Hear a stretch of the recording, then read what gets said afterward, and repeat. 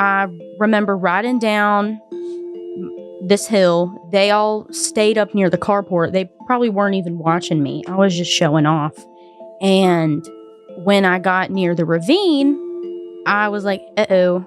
And I hit my front brake to make an immediate stop. And I flipped in to the ravine. And I remember waking up in the ravine and like there was blood coming out.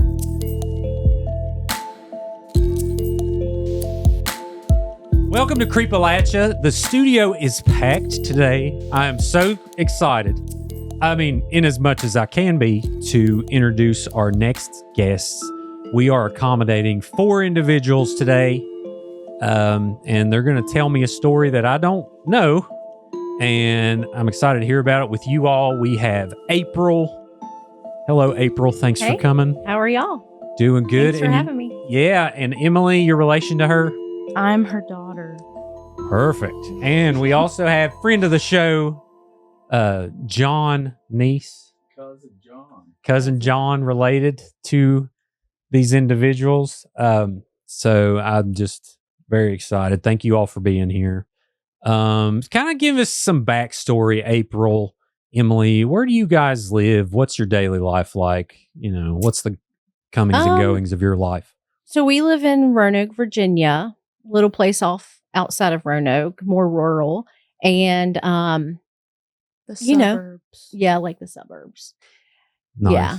Kind of neighborhoodish, but we're kind of like right off the base of a mountain. So, there's always, it's nice. Yeah. My mom lives in Roanoke. Oh, cool. So small world. Yeah. Lovely place. Emily, what's your life like right now? I'm in college right now, and that's really it. Very cool. What are you studying? Teaching.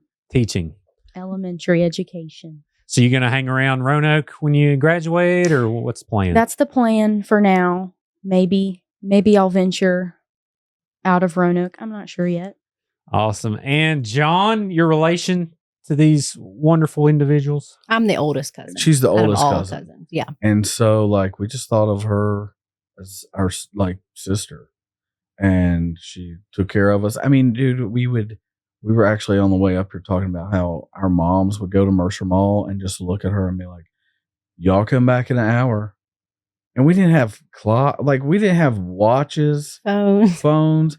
There were no clocks anywhere. So you just had to like guess what an hour was.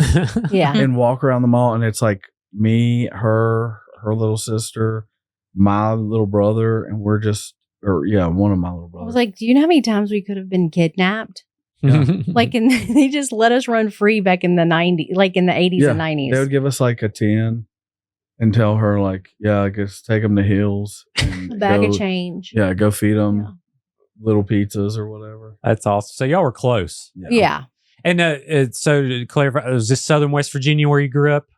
So I lived in Salem in Roanoke, okay. Salem area. And then we would go home every weekend.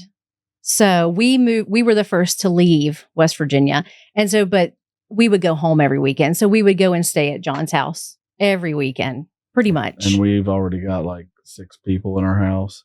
So then there 4 would come, and our house just was never empty. Never. Yeah. And never quiet. Yeah. That's awesome.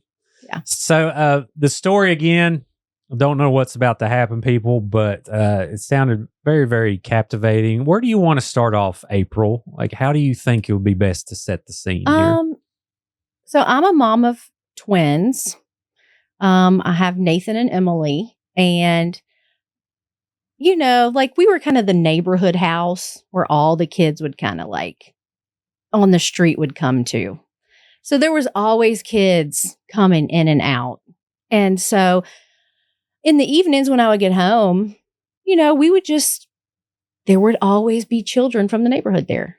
So at that time, we're just in our neighborhood.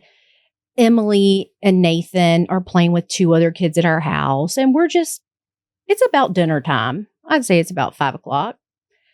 And it's like a summer day. It's not dark yet. Kids are still playing. It's just kids are playing in and out. I'm the mom trying to keep everything under control. I'm babysitting 2 other kids and, they're just playing in and out of the house. Sure.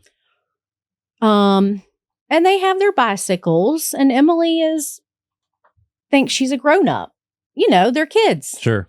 We live on more of a busy street, but there's a cul-de-sac down the road and she wants to go down there and ride her bike in the cul-de-sac.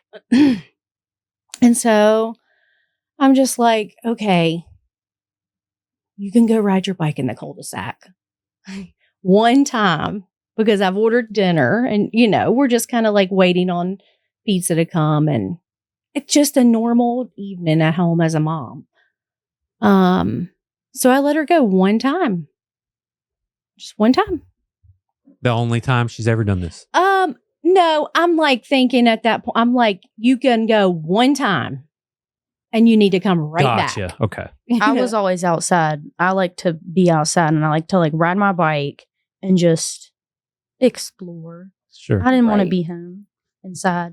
Right. Not in the summer. That's how my daughter is. She's just out, stomping in mud puddles, finding frogs. Right. Yeah. Right. Sure. Bringing stuff out in the backyard, mixing stuff up in a little tree house, And so Emily's very independent. So it's nothing for her to just, I trust Emily. She makes really good decisions. Right. So that's kind of the afternoon of almost evening that we're dealing with. And so I allow her to go and she goes and she comes back and she's like, and she has her little friend with her. And so can I just go one more time? So they have a friend at the end of this cul-de-sac and it's not far from our house. So I have no reason I'm like, okay, because they're driving me crazy. I'm just like, one more time and come back and the pizza's going to be here. She goes and I'm waiting on the pizza, entertaining the 2 little boys in the house, my son and his friend. And then I hear a fire truck. I hear sirens. It literally was 5 minutes. It felt like 5 minutes. And so my husband comes home from work and he says, "Where's Emily?" Like, usually her bike's in the yard or where's Emily? And I'm like, she went down that street. He's like, there's a fire truck down there. And I'm like, oh my gosh, well, we got to go get her because she's probably in the way. You're just thinking, she's probably, I don't want her down there while something's happening. Sure. Yeah. So we go down there. My husband goes down there and he comes back up or he calls me and he's like, it's Emily. And she's in an ambulance covered in mud, blood everywhere. And I'm just like, what happened? Like, we're just completely blown away. Like, I don't know what happened. Like, how can this happen within 5 minutes? How, what, where, what? Like, I don't even know where there's mud. Yeah. I'm sure your stomach dropped. Like, Right. Like, mom of the year, you let your kid go on their bike because you're just like, okay, she's going to go ride one time. And then, she's in the back of an ambulance covered in blood. And getting anything out of her was like she had a concussion. Like, what happened to you? So she had decided instead of just riding down the road to go down through the houses. And she didn't realize as she's going down that there's a tree line. And once she meets this tree line on her bike, there's a 15-foot deep ravine. And she literally just goes over it in her bicycle.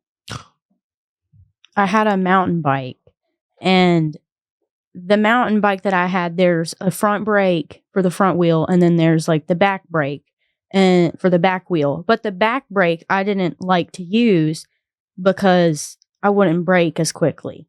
And so I rode down there with my friend on my bike, on the mountain bike, and my 2 other friends were in this house and they were skateboarding underneath the carport. And we were just talking to them, and I'm like, I'm going to show off on my cool mountain bike, and I'm going to ride down this hill.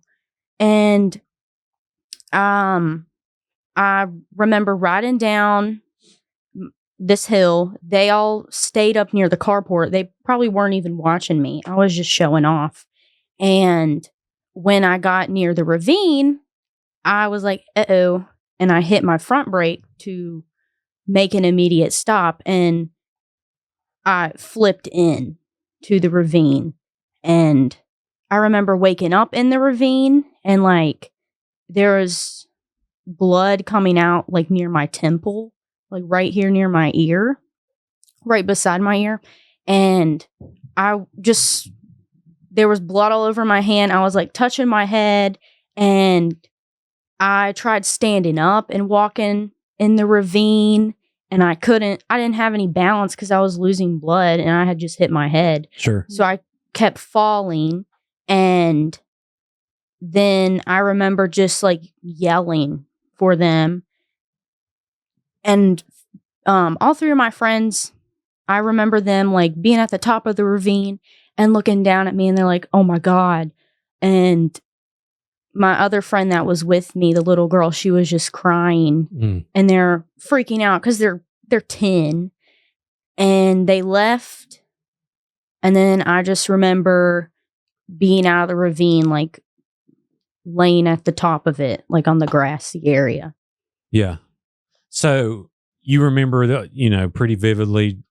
What was it like when you realized, when you're riding your bike and all of a sudden there you go? I was like, oh my gosh, how did I forget about this? And like, I didn't even know that was there. I knew it was there. Was it like full of mud and like It's like, it's like an empty, like the creek runs down the back of our house, and it's very shallow, like not even a foot, just full of rocks.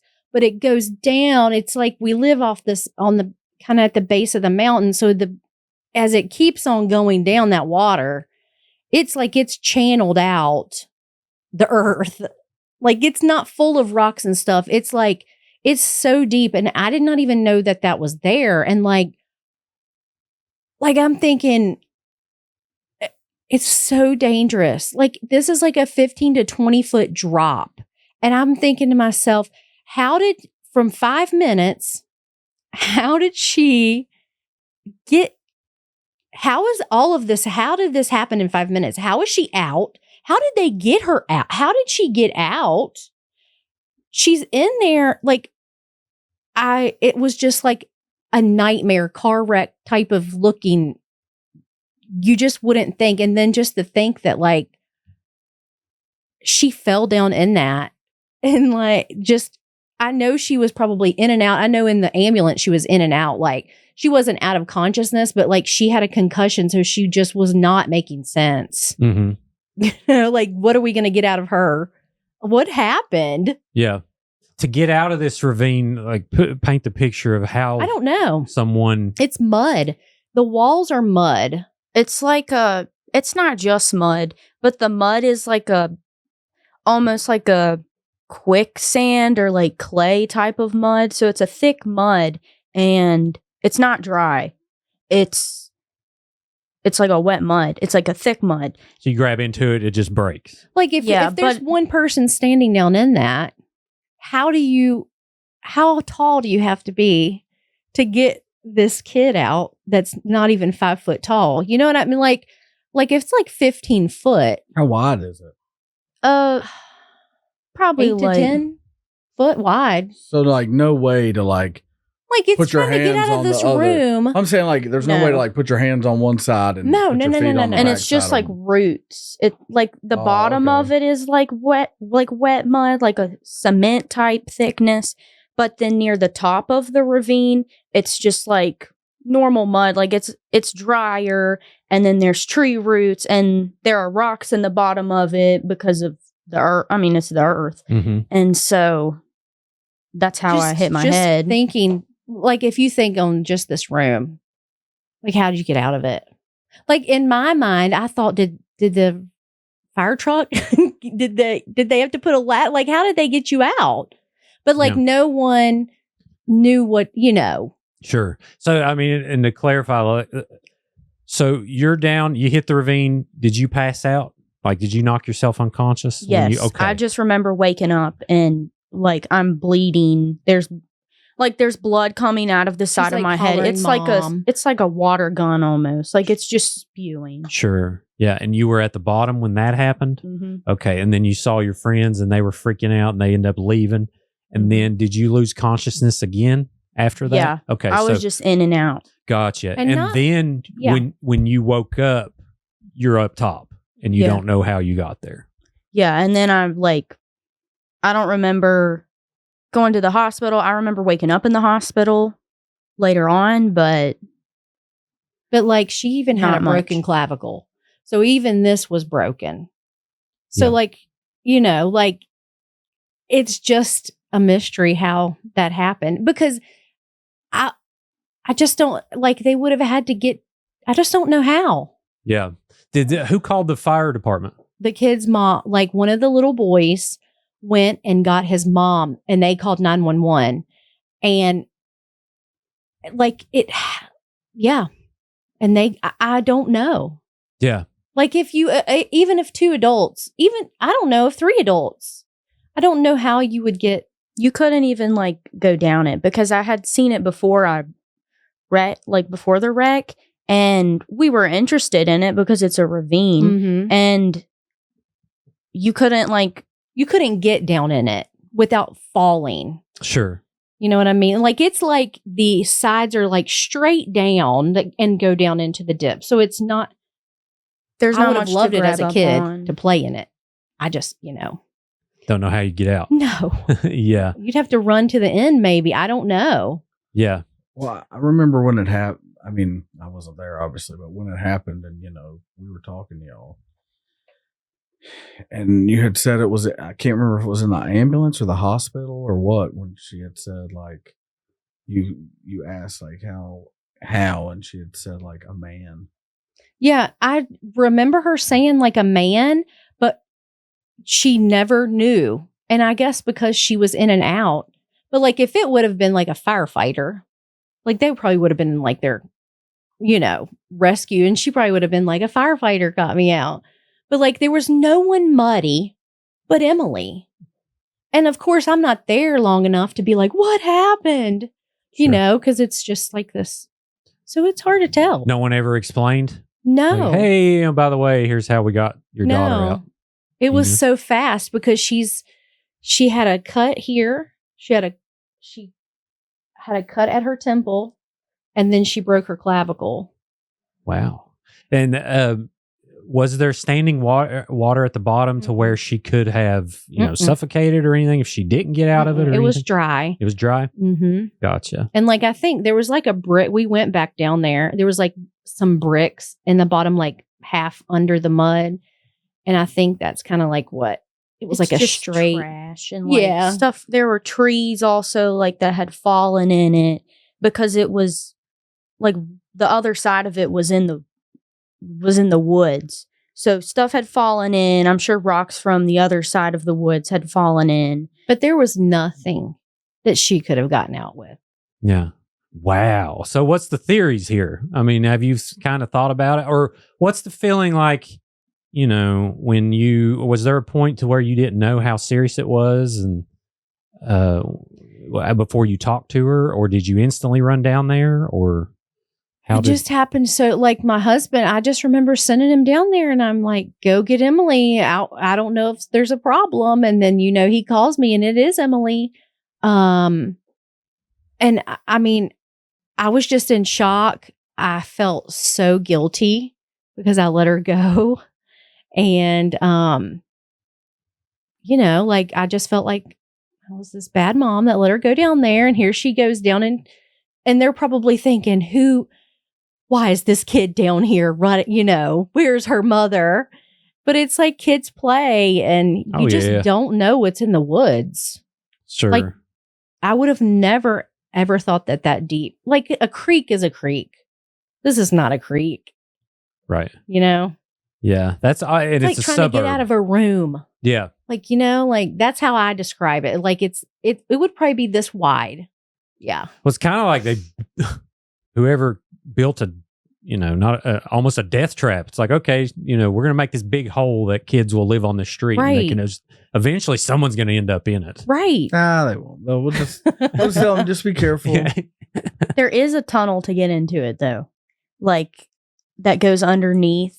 Like a culvert pipe drain. Yeah, type? it's like a huge one, and I've been through it, but parts of it, like the part I wrecked in, is hard to get to because there's just debris in it, and there are just so many trees and branches that have fallen over that it's dangerous, and the mud there at the bottom of it is just Like like clay. it's just thick. Mhm. So you didn't really want to venture into it.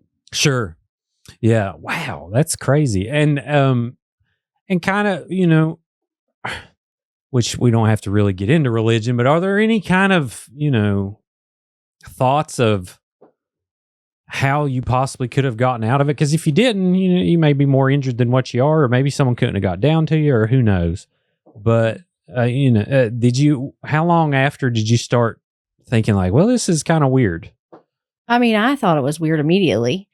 Yeah. John and I, our grandmother, tiny Mama. little woman, 100-pound soaking wet, Spitfire.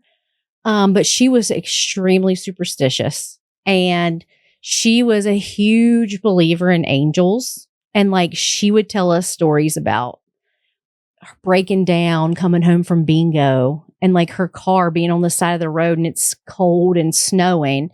And like this man just appears out of nowhere, doesn't know where he came from. He's just walking and he just shows up, helps get her car started. And then like, he just like disappears. Oh, how cool is that? What denomination or like what type of religion? So, Yeah. well, it's Christianity, but so we didn't actually know this until our pawpaw's funeral.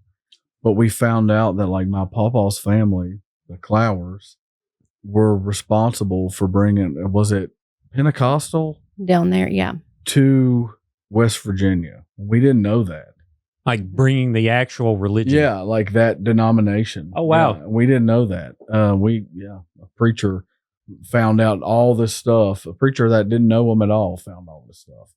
And told us at his funeral. And we're like, well, how could we not know this Yeah. Mhm. at all? I mean, listen, our grandparents lived up on a hill, and they barely left it. If you wanted to see our grandparents, you had They to were go home. to our grandparents. They weren't leaving that little holler they lived in. I mean, I hate to say a holler, because when I think a holler, I think down in a holler. I don't know why. I don't think up a holler. But it's literally like a one-lane road. One of them roads where when you go up, you got to honk as you go around the curves Mhm. in case somebody else is coming. Then you hit a really steep, straight stretch, and then you go, and yeah, it was sitting right there on the hill. Mm. But She was very superstitious though. She- She wasn't as much, I felt like, religious as she was, just like she was, but it was more of a, if the door opened and you said, come on in, and no one was there, she would say, don't say that. That's inviting death in. Oh, so yeah. she was very superstitious about stuff like that. Mhm. But she loved angels. And so, of course, that was my first thought. Like, who got Emily out? Like, how did she get out? Like, and then, of course, that type of stuff crosses your mind, like with your grandma, just telling you her stories of even her house almost catching on fire and someone comes up and helps. Like, these people she doesn't know, but she Sounds like a good storyteller. well, Yeah. you in the episode I was on, Is she still alive? no. No. I had Oh. mentioned how she would always tell us, like, if somebody comes to your house, you have to treat them nice, because people come in the form of angels sometimes, and Mm-hmm. and that's God testing you, or whatever. But man, she had this story that she had told us And it was about these two people. She had, was it Chicago they had went to or New Jersey? I'm not sure. I think it was New Jersey. So can I tell this about the moonshine? Sure. Moonshine always Oh, welcome. right. Well, so, I mean, they're not alive anymore, so I guess I can tell it. So this is the story as I remember it. So Papa was making moonshine. Gets caught. They got to go. So they go to New Jersey, which is why my mom was born in New Jersey. And they're living up there.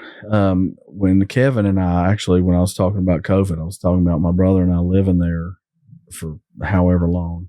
One day we're sitting on the porch and she starts telling us a story about them being in New Jersey and they just can't make it.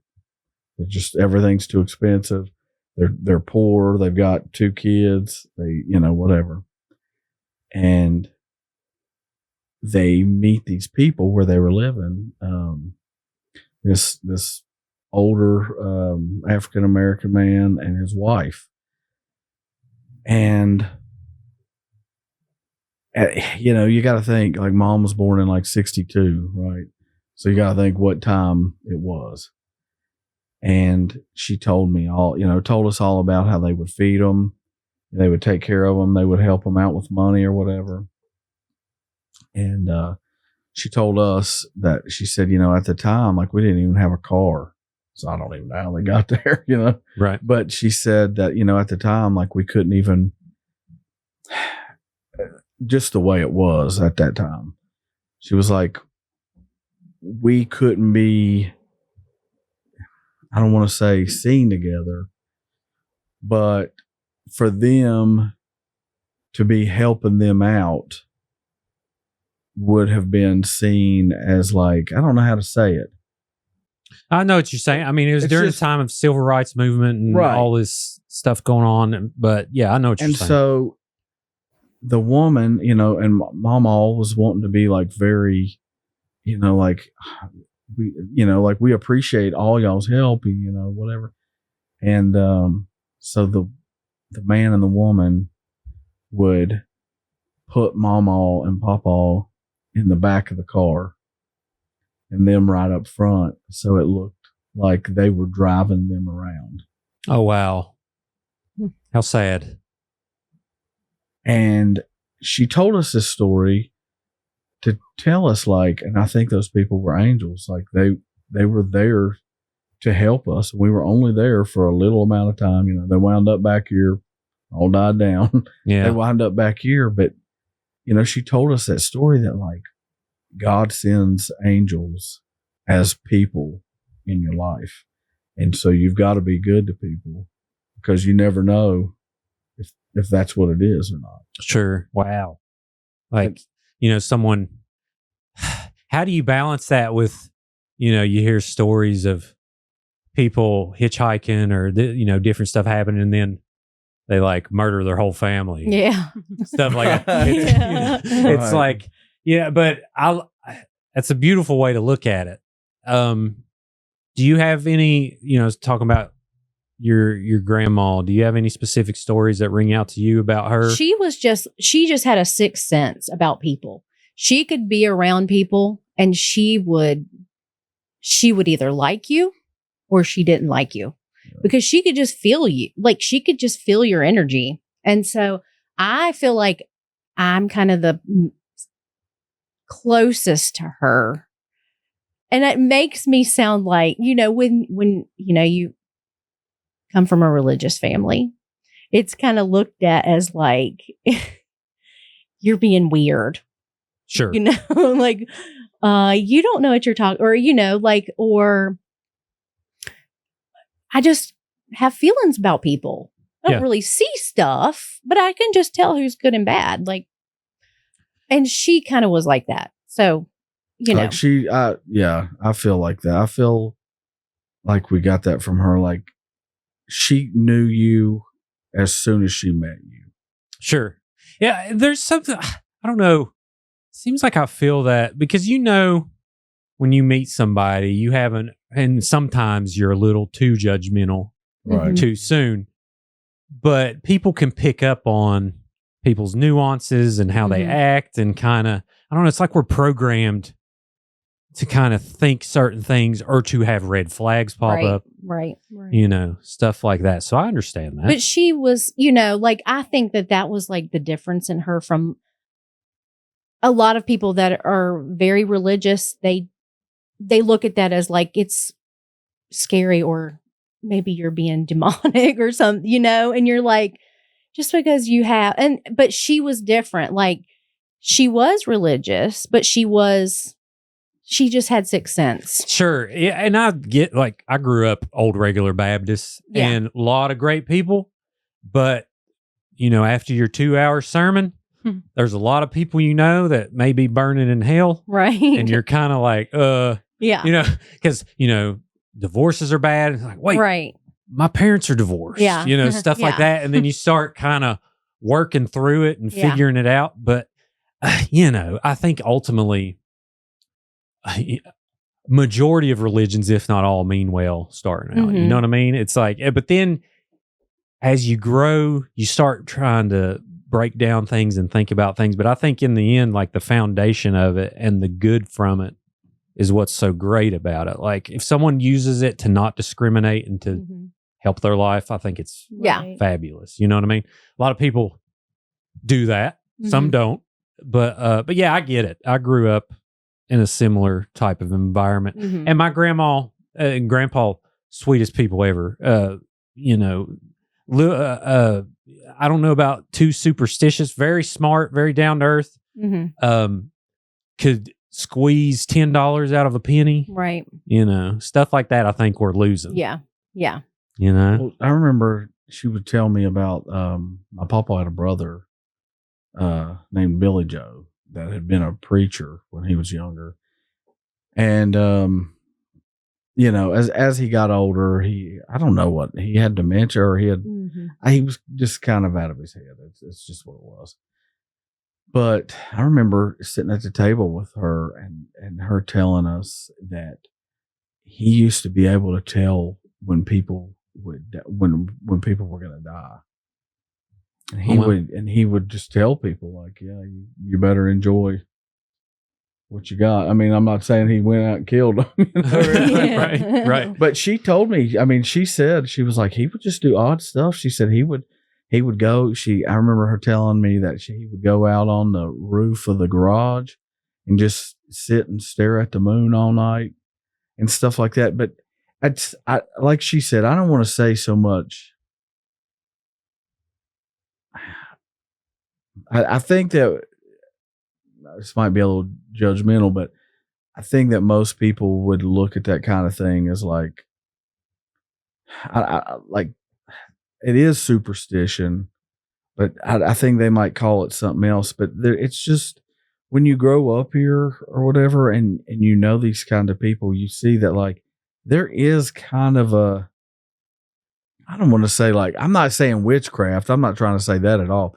There is kind of like a, like even like maybe like you could say, if you have a sixth sense, you kind of have like psychic abilities. Maybe you feel stuff, like you can, I feel like, and she was kind of like this, like if you walk in somewhere and you're just like, okay, I don't feel easy here, there may not be anybody else in that house with you, but you just have this feeling that comes over you, and so, like, I think what we're trying to say is maybe people maybe religious would look at that as like, that's demonic, but she just had a Demonic. sixth sense. Demonic. No, yeah. I think it's But it doesn't necessarily mean just because she can feel energy that she's sure. I believe in demonic. I believe in, like, energy, like, it's kind of a self-defense mechanism Mm-hmm. in a way to me. Mm-hmm. It's kind of over, evolution, whatever. People have this ability to feel things. Now, Mhm. sometimes, people's neurons fire a little too much. Mm-hmm. But at the same time, it's like a feeling, and I don't know if this makes sense, but I'll watch my cats Mm-hmm. and I love them. And all of a sudden, one will just start Mm-hmm. staring Right. at the ceiling, and you're kind of like, are they sensing Mm-hmm. something? And then sometimes you'll start feeling Mm-hmm. this certain type of way, and I don't know. That's the thing is how do you decide if that my brain thinking too much, or is it actually something that people can measure and feel? Well, Right. when we talk about anytime like people talk about animals or instincts, for instance, they're always talking about animals. Mm-hmm. They're always talking about animals just have instincts or whatever.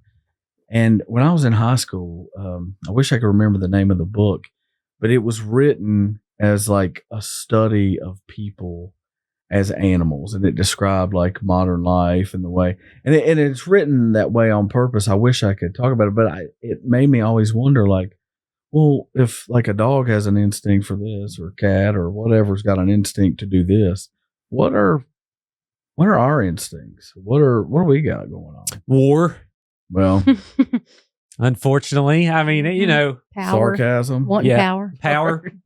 Struggles. Yep. That's and I got a freaking ad playing behind me. But anyway, yeah, I mean, it's a valid conversation. I know people like to say, "Oh, it's such a rough time now," and don't get me wrong, there are terrible things happening every day. Mm-hmm. But when you look at like the Stone Age Mm-hmm. and like the Crusades and all these different things over the time of history, where it's like, okay, even in the early 1900s, there's a reason like people were starving. Right. It was hard. Like if you didn't hunt, you didn't eat. Mm-hmm. Mm-hmm. And I think we take advantage of that. Like right now, I can get on my phone and deliver a toothbrush to my door right now. And, I think having the media, the one thing we didn't have was social media things constantly You pounding couldn't look it up immediately. Exactly. Right. Exactly. And you're being inundated with all of this stuff. Now, if it was back then, it'd be like, oh, so-and-so got like crucified, like your neighbor, Right. but or whatever. If you had the media then, Mm-hmm. it would have been insane. Like we had to wait till 6:00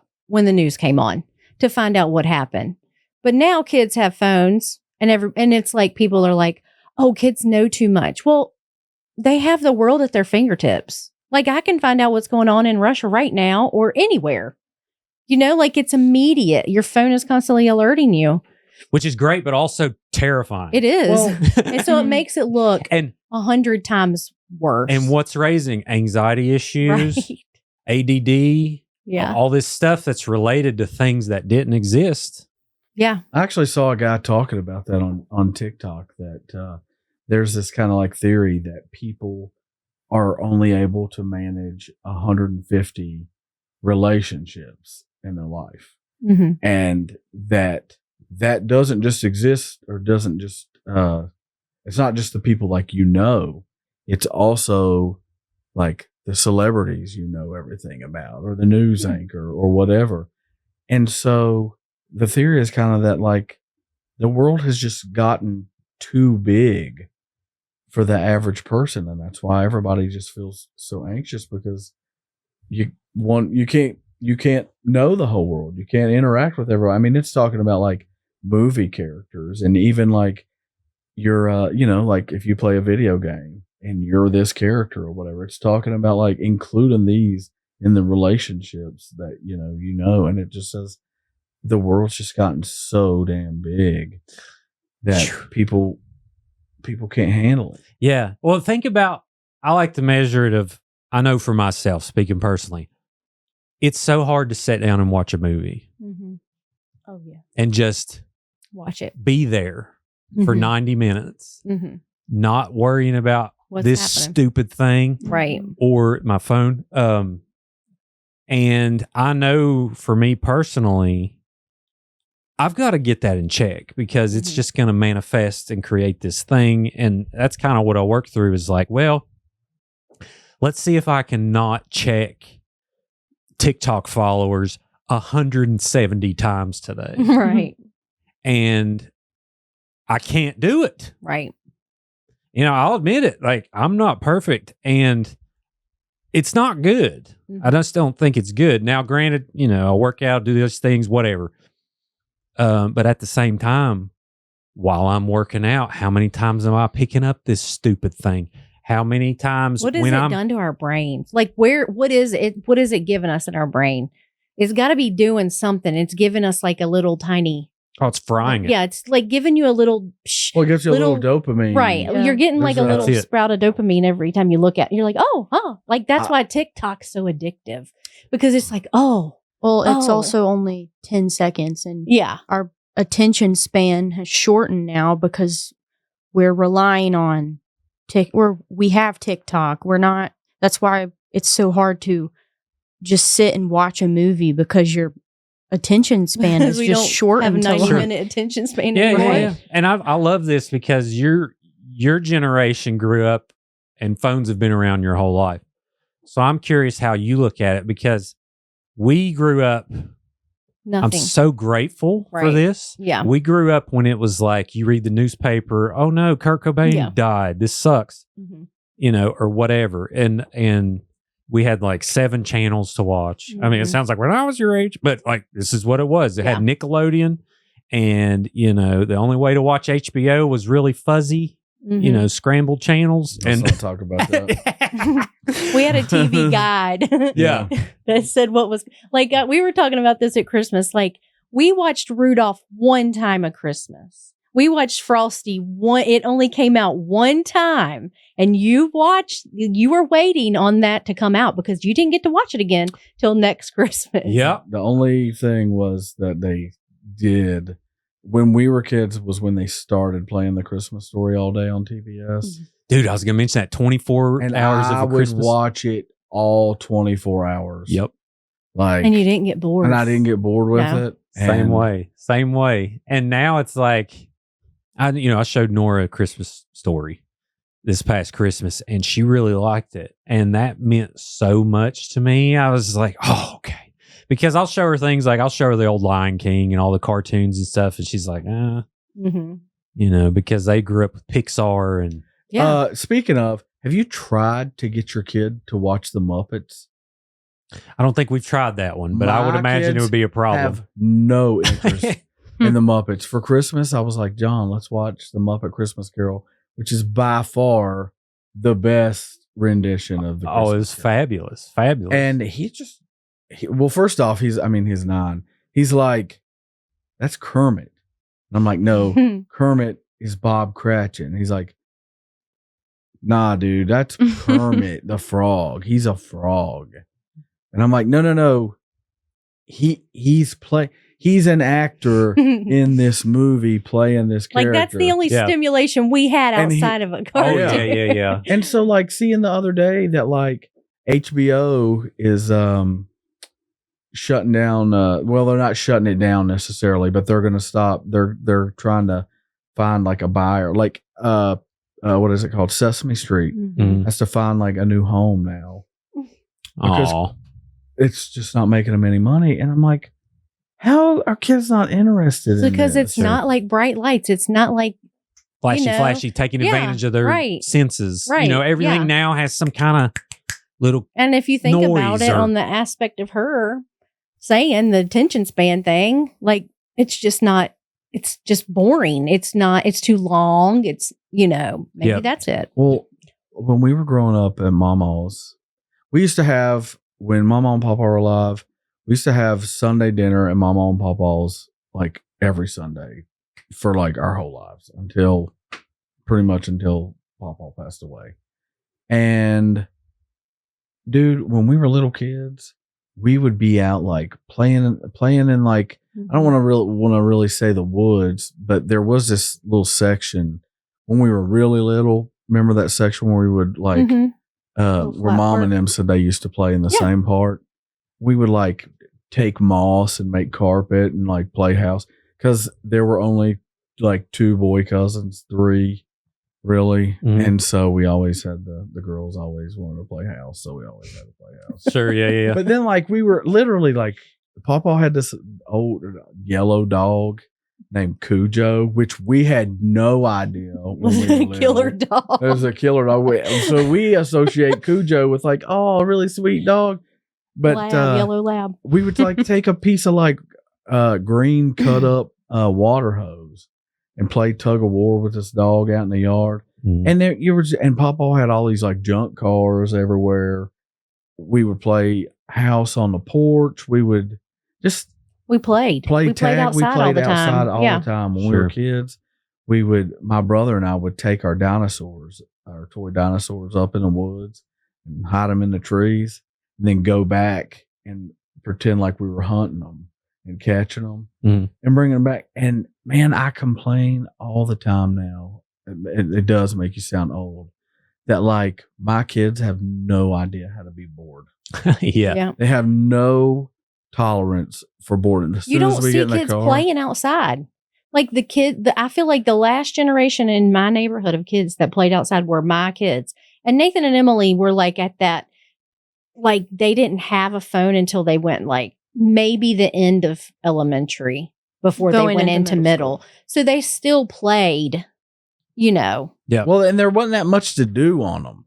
Like you could look stuff up. They you had could the look, music, like you Yeah. know the little MP3 players. Yeah. Like I remember downloading music to that for Chris. Like they didn't have phones, like, and so they still played. Sure. So they were always outside. Like I was not Nathan. Yeah, I was gonna say that's cool, Emily. On your experience, like it was nice to hear you were playing outside, this and that, even though you wrecked. That's Yeah. obvious. Right. That obviously sucks.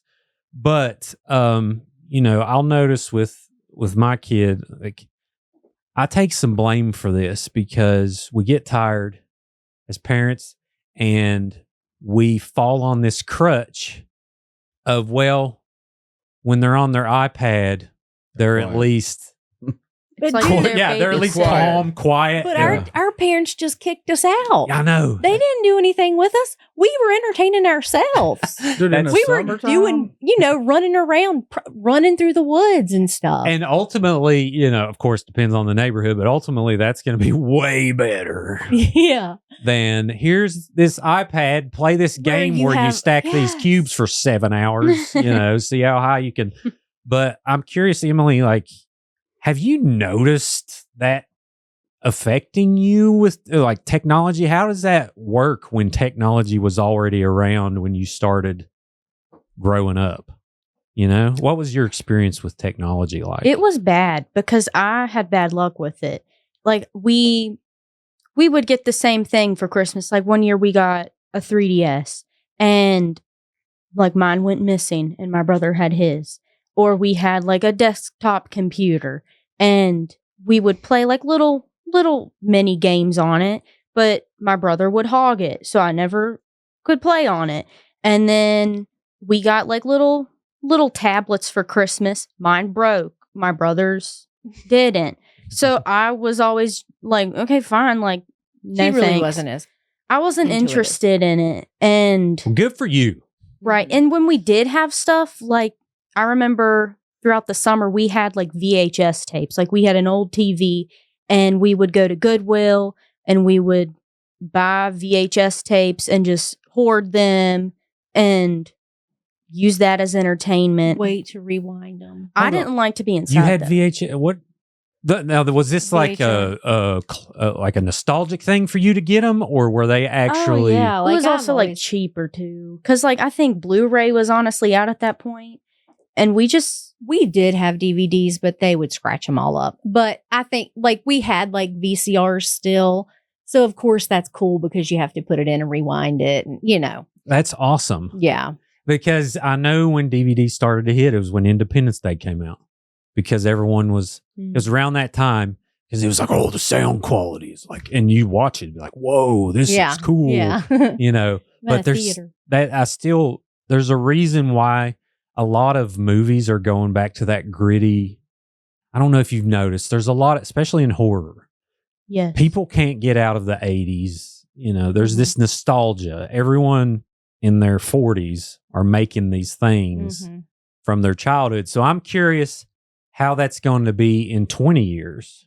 Like, are the people that grew up during the tech or, well, I say technology age, but the cell phone age, are they going to go back to that when AI is kind of taking over?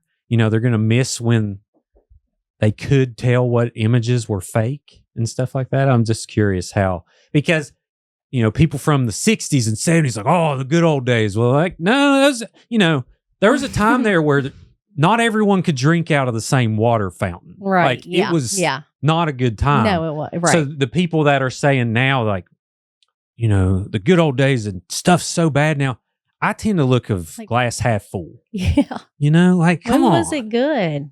Yeah. I mean, tell me what was good about. Like, okay, there was some stuff that was good, kind of like, we didn't have the technology and we could play and just imagine. You just used your imagination. I mean, John had the coolest toys when we were kids because he had an uncle that was just a couple years older. And so when he got rid of his toys, they all came to John. And so he had the Ghostbuster house. He had all the people. He had the cars. He had all these cool Star Wars toys. All the Ninja Turtles. Like, just so cool. And so we've always been extremely, we've always wanted to share with our kids the coolness. Like, it was just cool because we were kids. Yeah. It was cool to you, and then you're like, no, you're going to think this is cool too, kid. And they're like, no, this is kind of, this ain't that cool. Yeah. And you're like, no, yes, it is. Dude, but sometimes they'll surprise you. Like when I showed the kids, so when we were little, we didn't have a whole lot of movies, but we had a lot of VHS tapes that were made from recordings. Were they also from Charles? The tapes? Yeah. No, the tapes were things like mom and dad had made or that y'all would like leave at our house. Okay. So we had this I think we had 2 or 3 of them, these tapes that were called the Everything tapes. And that's what it said on it. And there was like 1, 2 or whatever. Well, each tape, because I can't remember how many movies one would hold. But I remember like the first one we had, it had Return of the Jedi. It had Beetlejuice. It had Little Shop of Horrors. And it had The Great Outdoors on one tape. It wrote on with a Sharpie. Right. So then I have another one that's like The Never Ending Story, the Garbage Pail Kids movie, which a masterpiece. We watched Harry and the Hendersons a lot. Oh, Harry and the Hendersons was on that one. And then there was a dinosaur movie. It's like a very B movie it was called Baby. And it was about, they found this like, it was like a brontosaurus, brachiosaurus, whatever, in like, I can't remember if it was South America or Africa or where it was, but somewhere there, the scientists found it, which like, you can look that up. There's actually like a basis for that. There are tribes out there that still say there are like these brachiosaurus or brontosauruses or whatever in the woods, in the jungles, in the world. But anyway, we just had these awesome, and Planes, Trains, and Automobiles. Yeah, we just watched them over and over. Yeah, and we just watched them to the point that like we could quote these movies. Yeah. And like to the point that like when you watch it, it starts getting grainy because the tape started to degrade and whatever. But like we just like I feel like we got to just be kids. Yeah. We get to play. Sure. Yeah. And at the same time, like I try to look at it as well. Their generation is going to think the same about the next generation. Mm-hmm. All generations are going to have their nostalgia. Ours, like mine would be Top Gun. Mm-hmm. And the Goonies, right, and Back to the Future and things like that. But theirs may be Hereditary, probably not. But, and you watch them like I remember watching Little Shop of Horrors with my kids, and I was like, wow, I can't believe how much cussing is in this. Oh, dude, like you're like. Wow, like I don't remember. Like we wouldn't show our kids that now. You know what I mean? Like it's like, dude, we weren't allowed to watch The Simpsons. They were allowed to watch The Simpsons, and like so once they were allowed to watch it, then my parents were like, "Okay, y'all can check it." Like The Simpsons was considered like bad. Right. And so then like April becomes a teenager and Beavis and Butthead comes on. That was the one I was going to say. That's the only time that's ever happened. Beavis and Butthead comes on, and then they come to our house one weekend, and April's like, look, dude, April like introduced us to everything. April had the first Nintendo in our family and showed us Mario. It was at my mama and papa's. When we would get like a video game system, like whenever they came out, we just got the games that came with the system. We didn't get extra. We didn't get extra games. We So, mastered like, those games, those free games. Mario. And then April would like, I remember, it's still my favorite Mario game of all of them. It was Mario 2. And because it's out there, it doesn't have anything. I mean, and the whole lore behind it is that it was originally another video game and then they messed with it. But she would do that. She got us watching Adam Sandler movies. Probably shouldn't have been showing them stuff. Well, I didn't realize that. Like, I showed. No, you should. I showed John Billy Madison one day, and I'm like, John's like, "What's Nudie Magazine Day?" And I was like, Oh no.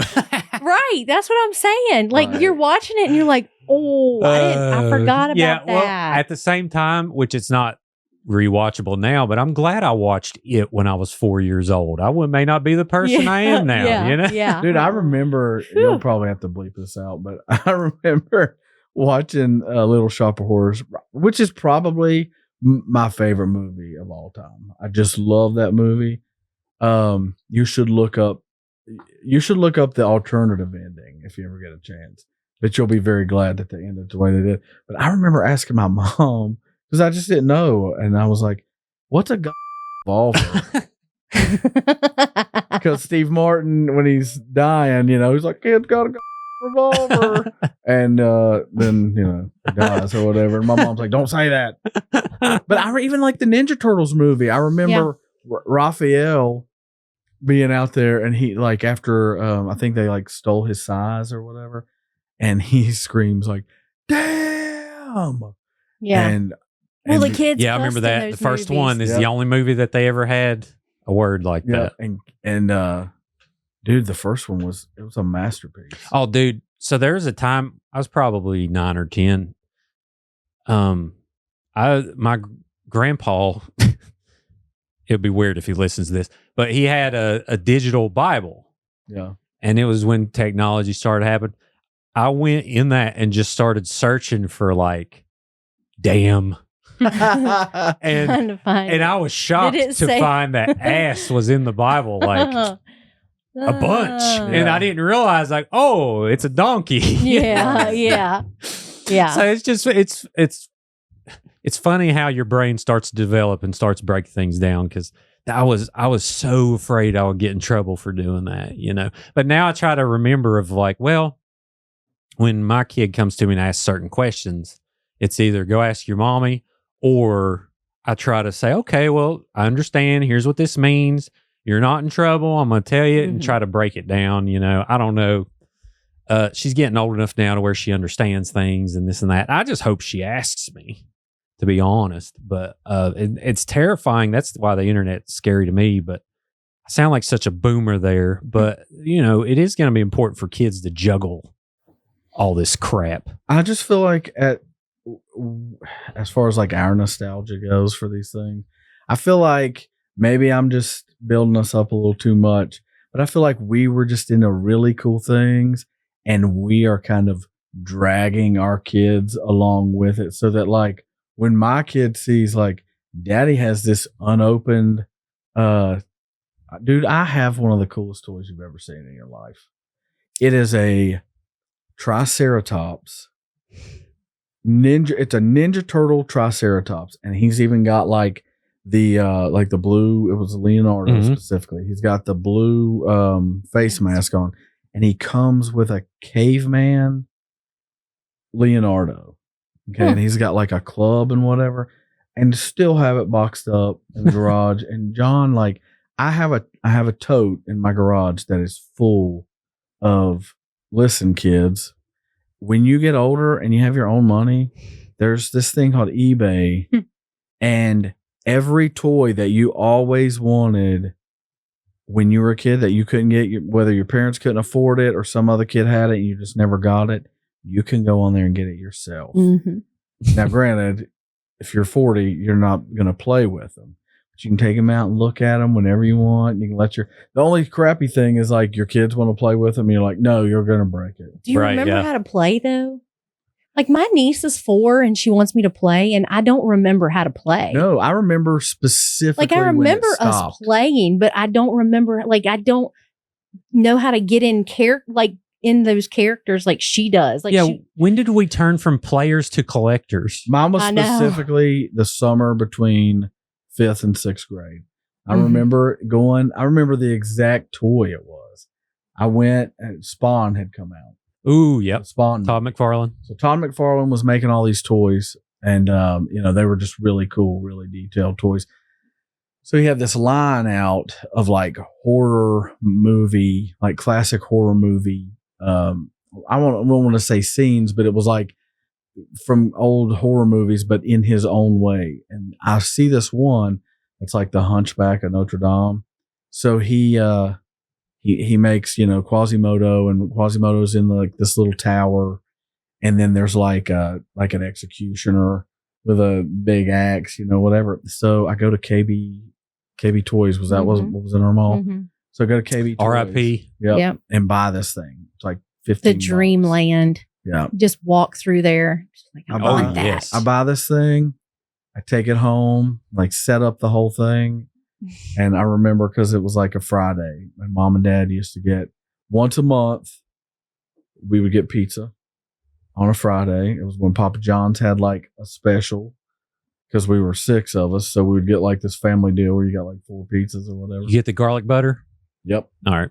And my parents always got like, they would always buy a jar of these like spicy pickles to eat with their pizza. But anyway, so I take my food, I go downstairs to my bedroom, I sit up on the bed, and I just stared at this thing. And I was like, How do I play? what am I supposed to do with Yeah. this?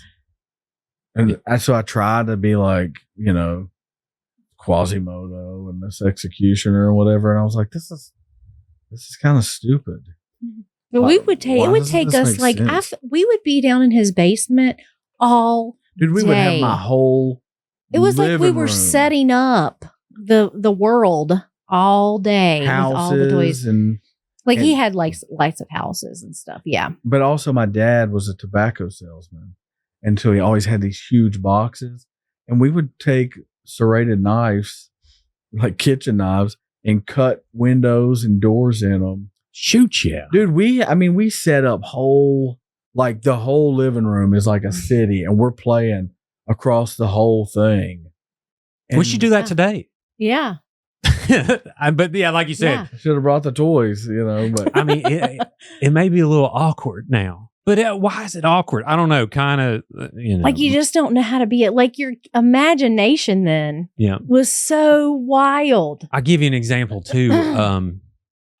And some people hide this more than others, but kids, beautiful thing about kids is they don't know what racism is. Right. They don't know what discrimination is.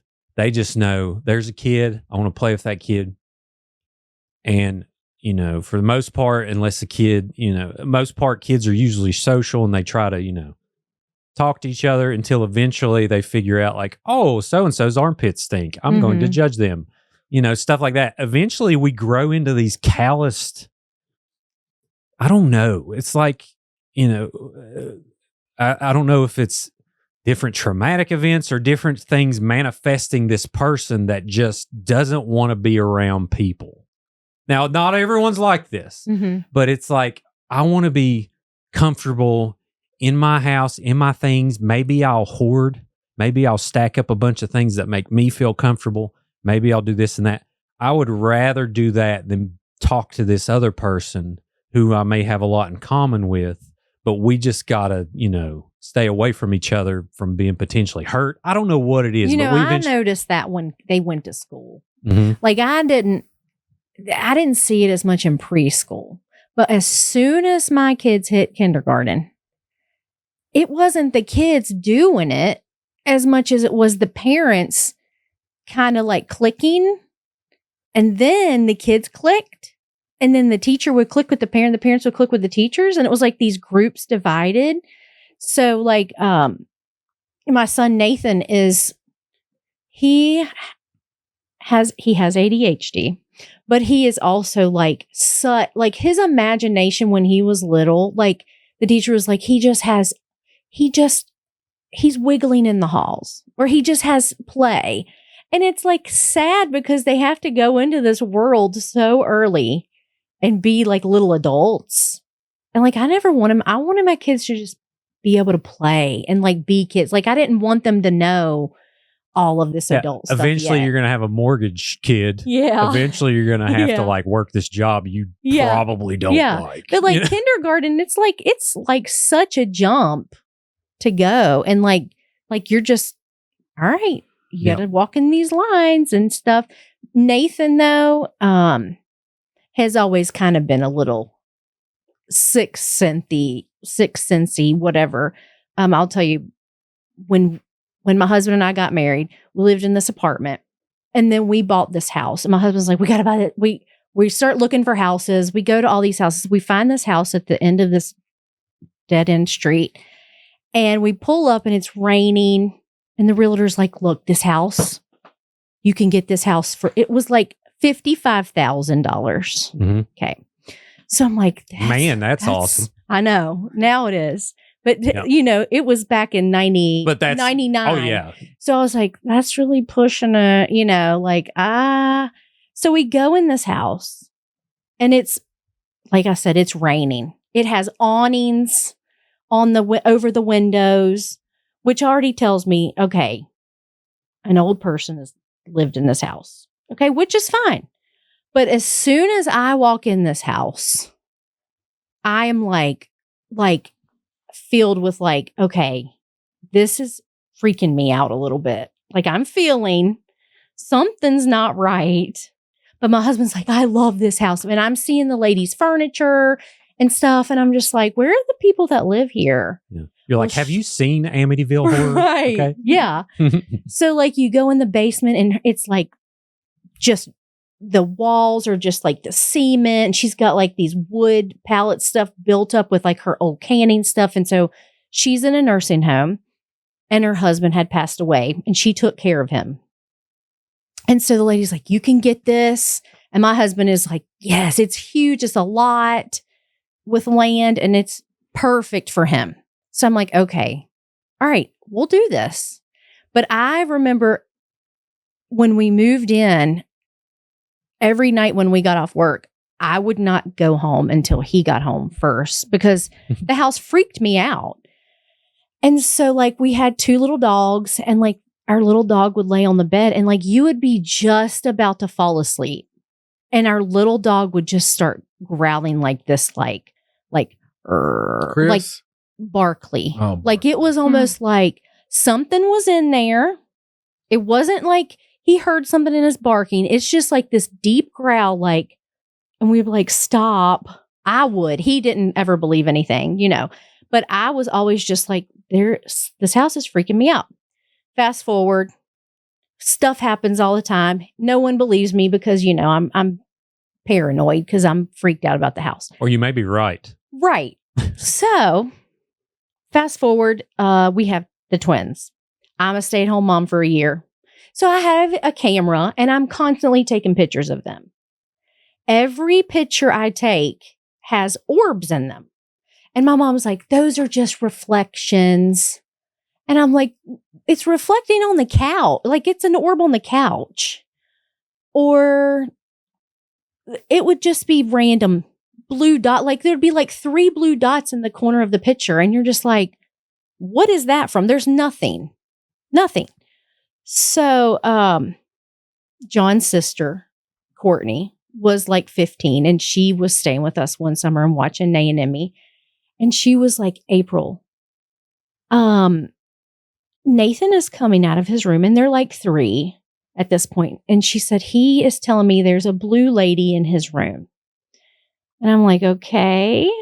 I said, I don't know. Like, but she's like, he's telling me there's a blue lady. And she's like, and I thought Mike was home today, which is my husband. I thought he was home in the middle of the day because the door in the back opened and it shut. And I thought he was here. The dogs go barking and she's like, I'm waiting and no one ever comes in here. So she's getting freaked out a little bit. I never show her any of the pictures I've taken because she sleeps with a nightlight. Okay. She's not like, you can't tell her scary stuff. So of course, my 3-year-old coming out of the room saying, there's a blue girl in my room is freaking her out. So we eventually, Nathan would tell us about the blue girl, whatever. Emily really never told us about the blue girl, but he just, stuff would happen, sounds, doors, stuff falling. Come to find out the lady's husband that lived there, he was a bad diabetic and his legs had to be cut off. And so Shout she out. took, yeah. I'm a diabetic. Shout out. Okay, go ahead. But then I was just like, which made it even more creepy. Okay. So I'm getting to a point here. We move out. We move into a house, been gone for years. And the little girl that lived across the street ended up moving into our house and had 2 little girls. And so she messages me randomly on Facebook. This is like 20 years later, like, I don't even know how she remembers this, but she says, do you remember when Nathan used to say there was a blue girl in his room? And I'm like, yeah. She's like, well, my daughter, which room was his? And I said, his is the front of the house. She's like, that's my daughter's room. And she said, she doesn't want to sleep in her room anymore. And I'm like, why? And she said, she told me there's a lady in her closet. And so she was like, what is the lady doing? She's like, I didn't want to ask her to scare her, like, And she said, she's holding a hammer. I'm like, Jeepers. Oh, hell no. like, was she holding a hammer? Like, did she say she was blue? She didn't say she was blue. Oh. She just said she was in the closet. But like she was just a little bit older. So maybe she was able to kind of maybe not see her as blue. Like, I don't know. It's just intriguing. Like for kids, like how do kids, and it's kind of like the animal thing. Like how do kids, Nathan would have known that. Conduits. Yeah. It's weird. Yeah. Was that the house when I was first on my job that I stayed in with y'all? Probably. Yeah. It's a little mint house. It was like a greenhouse. It was a little greenhouse. How long have y'all lived where you live now? 15, 16 years. We should brand it and Airbnb it. I know. Then that means I was in the house. That means if it was the room when you come up the stairs and you go left at the very end of the hallway, that was the room I was sleeping in with Dusty McGriddle. Wasn't going to tell you. R.I.P. You think I'm Son going to of tell a you there's a Dusty blue girl? McGriddle's no longer with us? No, rest in peace, R.I.P. Dusty McGriddles. Oh. He was a little Dusty. dingy looking dog. Yeah. He was. Well, side note of that story, my retirement plan is saving up for legs Yeah. when I have to get them sawed off. Yeah. Funny Which diabetic made jokes. it even more scary because I was like, what? Like I used to always picture her name was Gladys. And I just was like, whose name was Gladys? the lady that owned the house. Oh, I thought you The said greenhouse. the blue lady. I was like, no. Like we had new bay windows put in that house. And I just like, we had those vertical blinds in front of the bay windows. And it was like someone would just walk by and like, they were new bay windows. There's no draft, like it was like someone would just take their hand down them and just like, they would just like, or we had monitors. Now, Nathan and Emily's room is like literally, there's like a bathroom between our 2 rooms when they were born. And we'd have a monitor. You could have heard them crying, but But it was the old monitors that would make the white noisy, you cut them on. Yeah. Sure. But it was like, I remember laying there at night and listening. And like all of a sudden it would be like, instead of the static, it was like something interrupted it. Like it would, yeah, but it was almost like it was like something was like trying to talk on it. I don't know. The Conjuring House. It was the Conjuring House. It's like April, the Yes. ravine, the And so- ravine. yeah, April. yeah. I've actually had stuff happen at our house. Oh, really? Yes, and I've only seen stuff. So, their pawpaw or my great grandpa, he died when I was like 6, and my bedroom is in like the basement of our house, and so I did not like sleeping downstairs.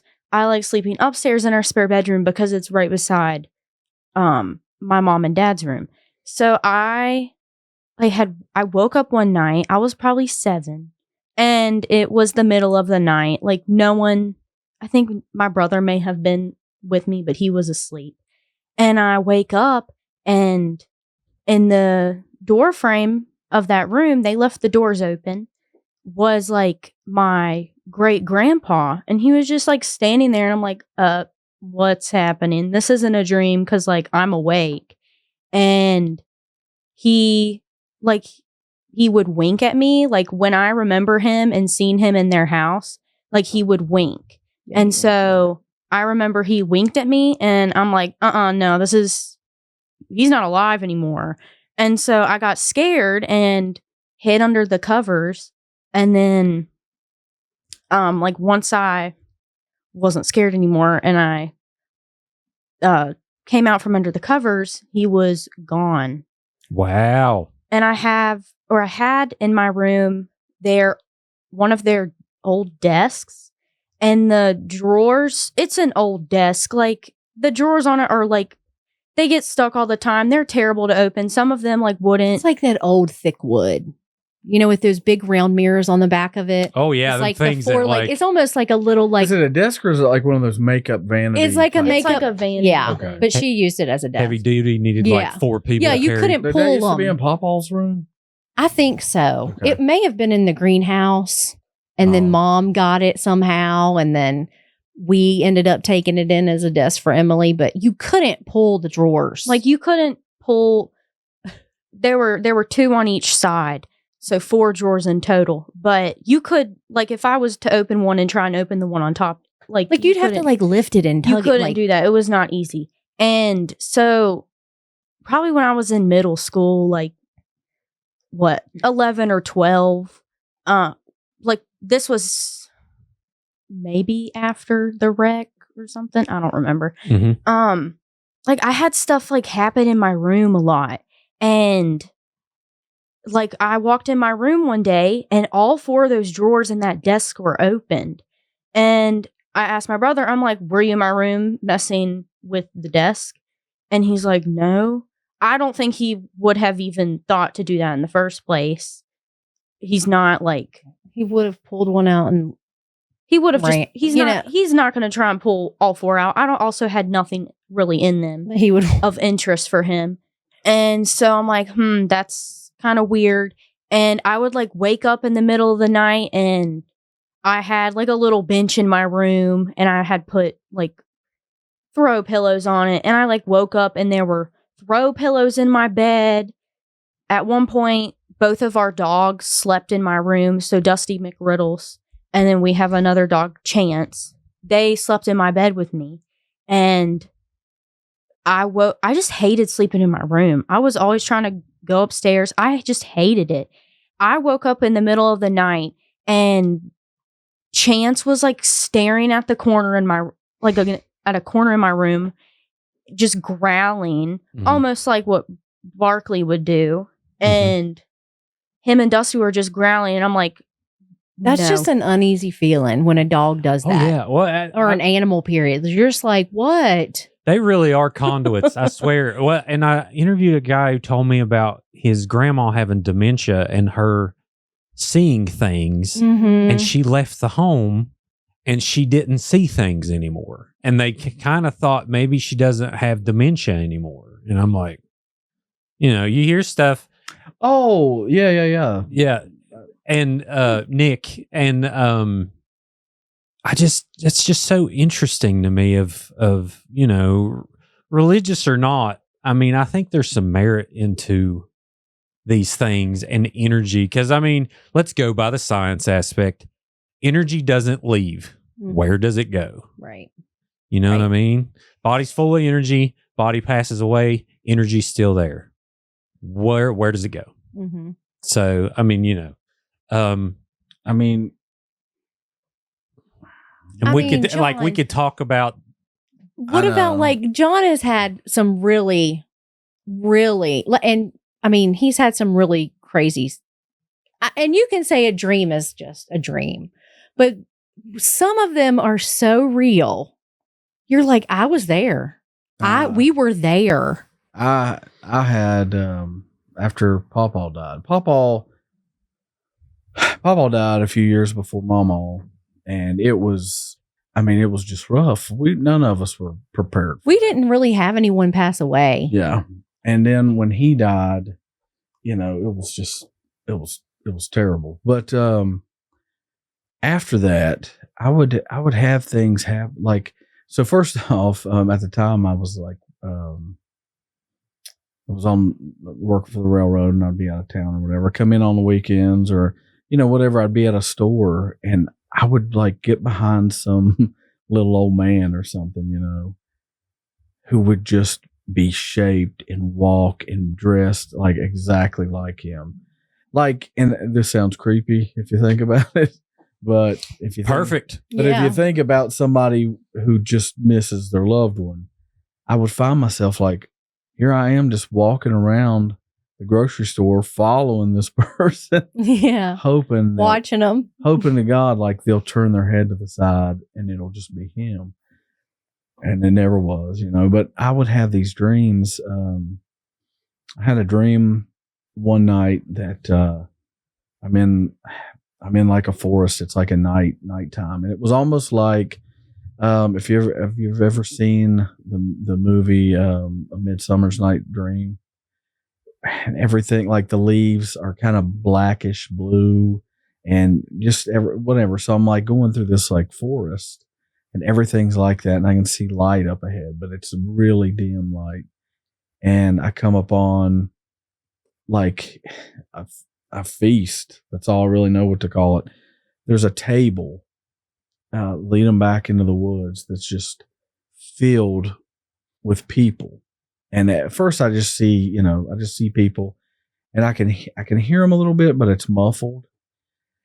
And as I get to the table, I sit down in this chair, and my mama was right here on my right, and my pawpaw is on my left. And as I'm looking down the table, I start recognizing some of the faces from people's faces I had seen hanging like on their walls. People I never met that were in my family, you know. And they're not paying attention to me, but my mama and papa are. And they're happy and they're talking with these people, and I'm just sitting there looking at them. And I just remember in this dream thinking like, it's like I'm saying to them, like, I just want to be with you guys. I just want to be with you guys again. And I just remember my mama looking at me and me hearing like, not right now. And it was whatever they were behind. It was almost like there was like glass, right? Like I couldn't reach through it. Whatever it was, it would stop me. I couldn't touch it, whatever. And they were just like, they would just turn to me and smile at me. And that was really like the whole dream. But I would have these constant dreams where they would come to me for a while. Papa way more than Mama. Mm-hmm. And the last one I had a Papa was at our old house. And in my dream, I get up to go into my little girl's room. She was a baby at the time. Never slept in a room. Always slept with us. And I'd heard a noise, and I get up and I go into her room to look around, and I see this figure, and I immediately recognize it as him. And there's always this thing in my dreams where I can feel like my chest getting tight, and like I need to like I'm right on the verge of crying. I need to say something, but like there's just something holding it back from me. And like as I run to him to go to hug him, because I don't care when I finally go or whatever. When I get the chance to see him again, I'm going to run to him. That's just how it's going to be. And in this dream, I run to him. And when I meet him, I only come up to here on him. You know, I'm like a little boy again. Mm-hmm.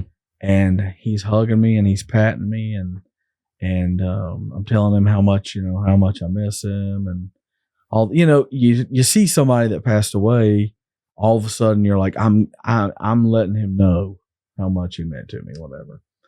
So I'm talking to him, and he tells me, I won't come to you again. This is the last time I'll see you. And I've never dreamed about him ever again. Oh, wow. Not one time. He said, he goes, it's time for me to go take care of Mama. Who's to say it's not real? That's what I'm saying. Let's talk about this. Those feel so real. Yeah. That's the kind of dream. Like, it's not like just like, oh, I had a dream that I was, I don't know, driving a car. I don't know. It's different when you have that kind of dream. Like, you remember the color of the leaves. It's different when, it's different Lucid. when it's like, right. Oh, I'm in my middle school, only it's not my middle school, it's the Dollar Tree. Like it's this house and I'm it's this different like that. Like, it's like you remember the feelings that you had. Like, that's kind of like the dreams that I've had. Like you remember how you're feeling in that moment. It's like not, and you just remember seeing their faces. And dreams are such a gift when you can lucid dream. I don't know if y'all have watched Inception, but it describes the feeling of what lucid dreaming is like in such an awesome way. But I think stuff like that, whether it's, I know you're a creative person. I don't know if that necessarily has something to do with it. I mean, I'm sure it helps because you know how to describe things, you know how to tell a story. So obviously your brain's going to know how to put the pieces together. But even still, it's such a beautiful gift because when you're in that moment, you feel like he's there. Well, they're talking and in the end, it's like, he may not be here in physical form, but for that moment, you was with him. But how many dreams do you have where you're like, you remember what the conversations were? I don't. Right. Well, and I can remember, I just remember him leaning over. I remember the scruff, of his beard. I remember that he smelled like in my dream. I remember him smelling like soap and cigarettes. Mm-hmm. And you were and granted, all this stuff it's stored up here somewhere. Yeah, but like the dream that I had about him after he passed, I was at home in my dream. I was at my house, so it wasn't some random weird house. And I'm in my room like a Saturday, folding clothes on my bed, and he is sitting on the bed beside me. And I know in my dream that he's gone.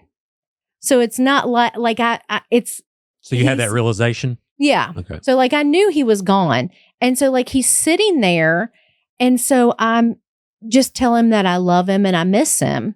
And then I'm like, Mom misses you.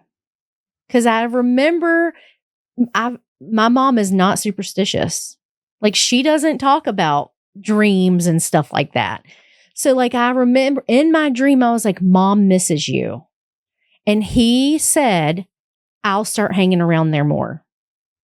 Yep. And then it was like the dream was over. But I remember, I can see it in my head, my room, where I'm sitting, where he's sitting. And it was like a little conversation. And then I just remember him saying, I'll start hanging around there more. You just don't remember I don't remember any conversations other than that. Yeah, that's so odd because, and I'll be open about this conversation in religion. I lean more agnostic than anything. I'm the type of person, I think regardless of your beliefs, if it helps you be a better person and it helps you to accept people and to not discriminate and things like that, I think it's beautiful. I think it's the most wonderful thing. Right. For me personally, I question things all the time. And I'm just like, okay, well, it doesn't make sense to me Right. that if someone believes this certain thing, but they spend their whole life helping, why are they going to be cast Right. to eternal damnation? Now, I'm not saying anything against, it's whatever you believe. Like I Right. mentioned, revert to my first statement. But to me, I think there is an inclination for a person to be good and to know what humanity is. And depending on your traumatic childhood, whatever that may Right. be, if you let it control your life or turn you into this person of whatever, then it is what it is. But I believe that there is something. I just personally think that there's more to it than this or that. Mm-hmm. You know what I mean? I think it all gets thrown into this Right. concoction of, I whatever. think people are scared to question.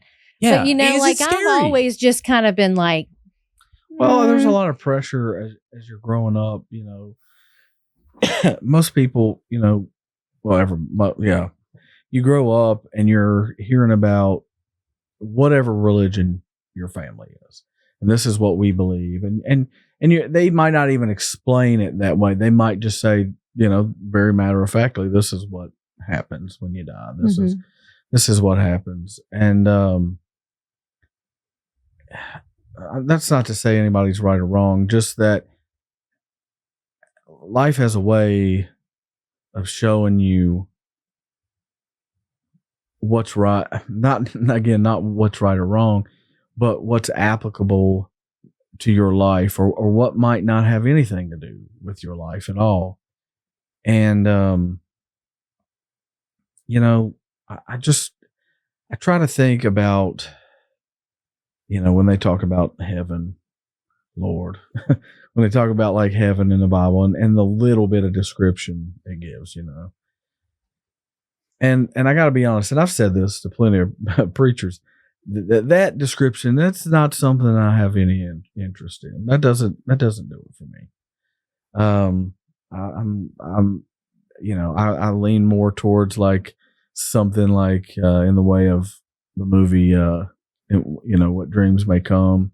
I like that idea that it is whatever you need it to be, and maybe everybody's got their own heaven. And, and I know that's just a movie, well, a book too, but anyway,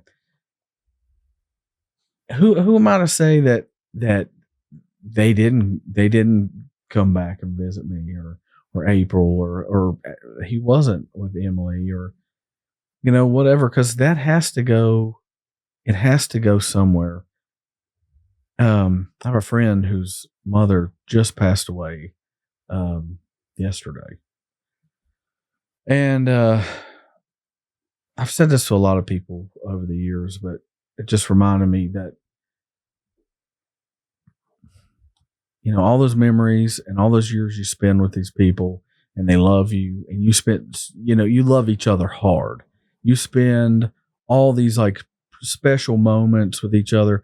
You realize something like with my papa, that something as little as a wink means I love you. Dude, my papa used to go, he'd look at you and he'd go, guess what? You'd say, what? He'd go, I love you.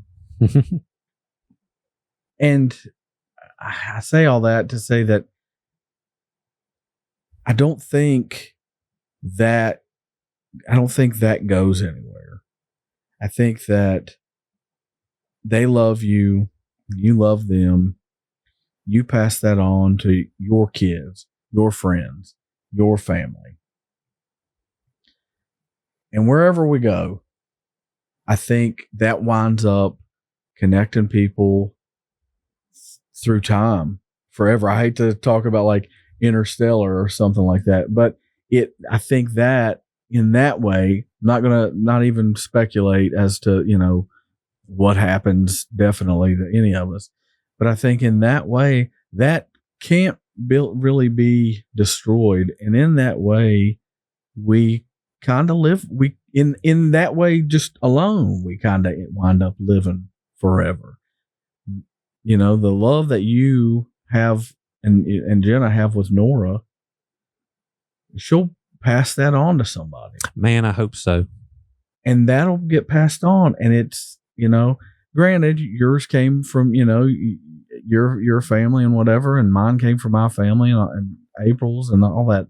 But I just think that we can take a lot of comfort in knowing that this, man, I never thought I'd be on a podcast talking about love.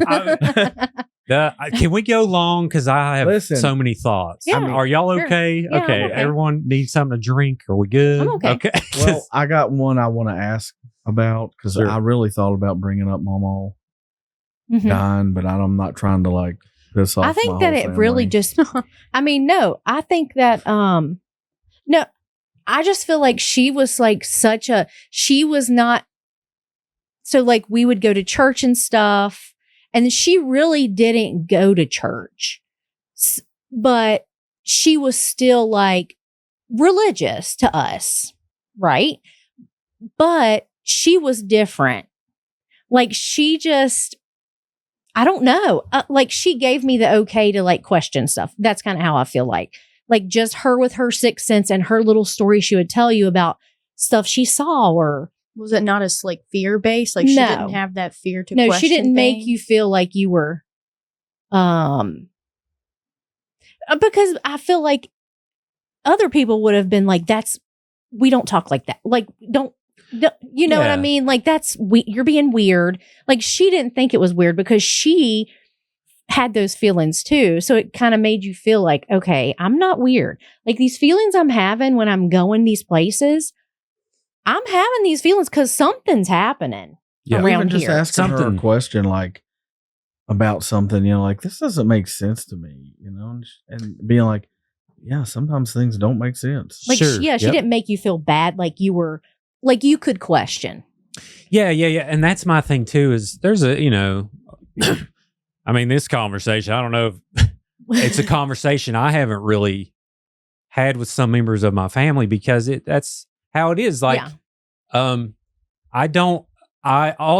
want them to know that I think their life is beautiful and having this goal Mhm. and having this belief and all of these things. And I also want, like, there's nothing in this world that makes me sadder than this thought. It's when I look at Nora and I realize that that moment isn't going to happen again. You know what I mean? Like, and I'll tear up. I'm sorry. But It's okay. like, I just love that kid so much. Right. And that's the one thing that brings me back to thinking about it, is because I think how beautiful our relationship is, Right. and trying to hang on to time, Right. but it's impossible to, you know, like it's not going to happen. Right.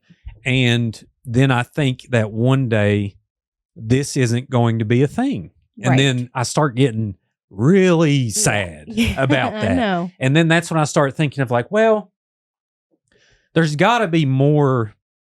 There's got to be more to this whole thing, because that moment, maybe that wouldn't be so special if we lived forever. You know what I mean? If we just knew, like, we're going to be here, we're going to be doing this forever, Mm-hmm.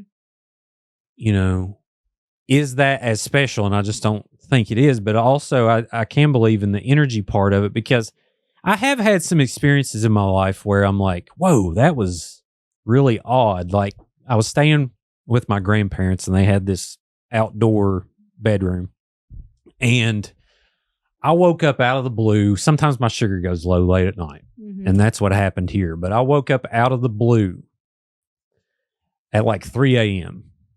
and the TV's on. And I don't remember sleeping to the TV that night. I'd sleep with a fan. I wouldn't sleep with the TV. Maybe I left it on that night. I can't remember. But out of all people, and not that I agree with this person, but Joel Osteen Pops up. was talking. Hell yeah.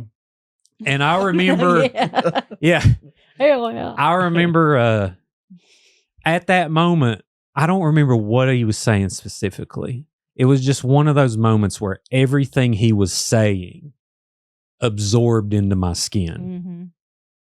and it all made sense. Mm-hmm.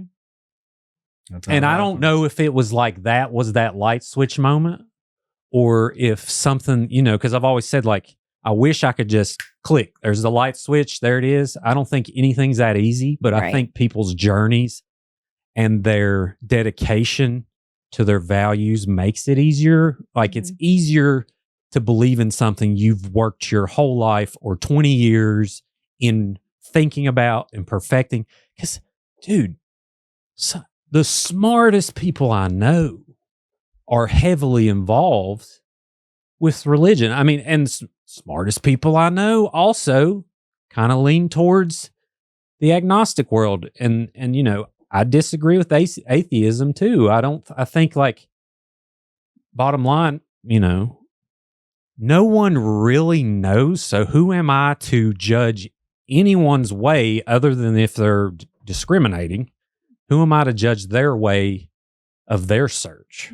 So I just don't. But I remember that night I was like hearing everything he was saying, and I was like, man. And then I got up the next day. I was like, no wonder he's worth like $400 million. And you wrote him a check. You just sent him a check. He's that good, man. Oh man. But that was one time. And also too, my grandpa was my dad. Yeah. That's my dad. Yeah. And and I know a lot of these things would probably be hurtful to him. But I think too, if I'd have sat down and talked to him about it, he would have talked and be like, yeah, here's the thing, but I never wanted to hurt anyone. I think people are just scared. Yeah. They're scared. They may agree with you, but they're too scared to verbally agree with you because it's so deep. And like, the fear of whatever is to come is very scary To a lot of, and I mean, I get that. I'm a kind of feel like you can make your life heaven or hell too.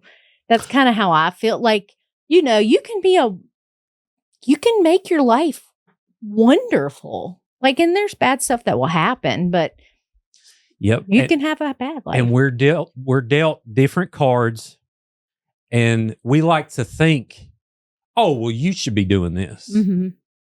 But we haven't had that experience. Right. Whoever it is, if we walk by a homeless person or whatever, we're like, oh, well, you should just do this. Why ain't you doing this? Just like me. Right. When I had parents who loved me and gave me anything I wanted. Yeah. And, the opportunities are just not always there for people. Yeah. And that's the thing, is where that's when it starts screwing with me, is because I let the human side come in and I start looking at people and judging and like, oh, well, you believe this, but you don't act like this. Right. Yeah. Yeah. You know what I mean? Like, you believe that you should help, but you're not physically helping. Right.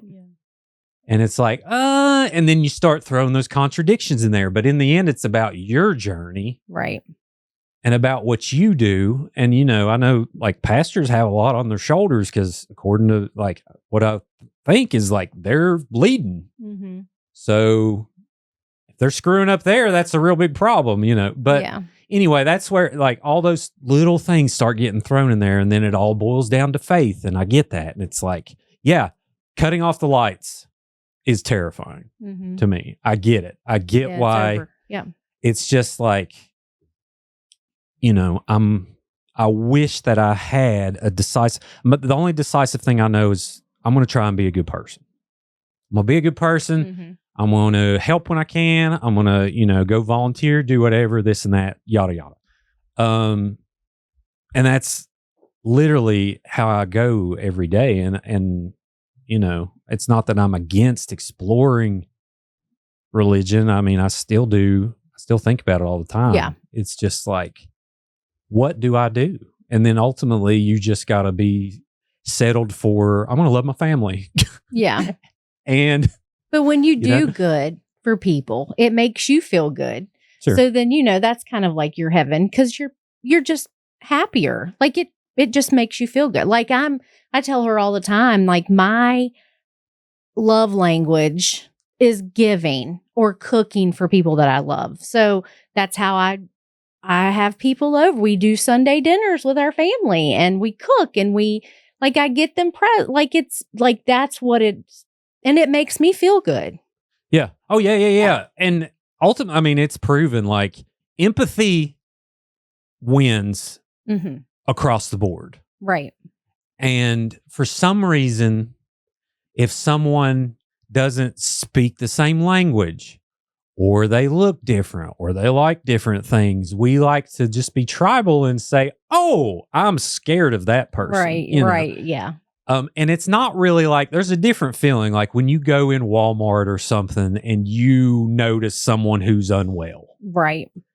It's not that. It's Mhm. more of like, I'm going to judge this person who I Right. know nothing about. Right. You know what I mean? Yeah. And it's, and that's critical thinking sucks Mm-hmm. sometimes, because you walk yourself into this hole of unanswerable questions, but at the same time, that's how I want to be. I don't want to Mm-hmm. just say, oh, well, this is white, this is black, these are the answers. Hey, Mm-hmm. it's just everything has 1,000 answers. Yeah. Well, Nobody knows. sure, We really just don't know. sure, I mean, we know, like, we can feel that there's something. Like, you can feel that there's, like, even at that house, like, something was there. And it's not there now. Oh, It's you're gone. talking about Like my old house, like something was there. I knew something was there from the moment I walked in that house. It's like, is it like two universes, like these alter dimensions? Like, I don't know. Sure. I don't know. But I know something's there. And I'm sure, like, I don't know how to make sense of it.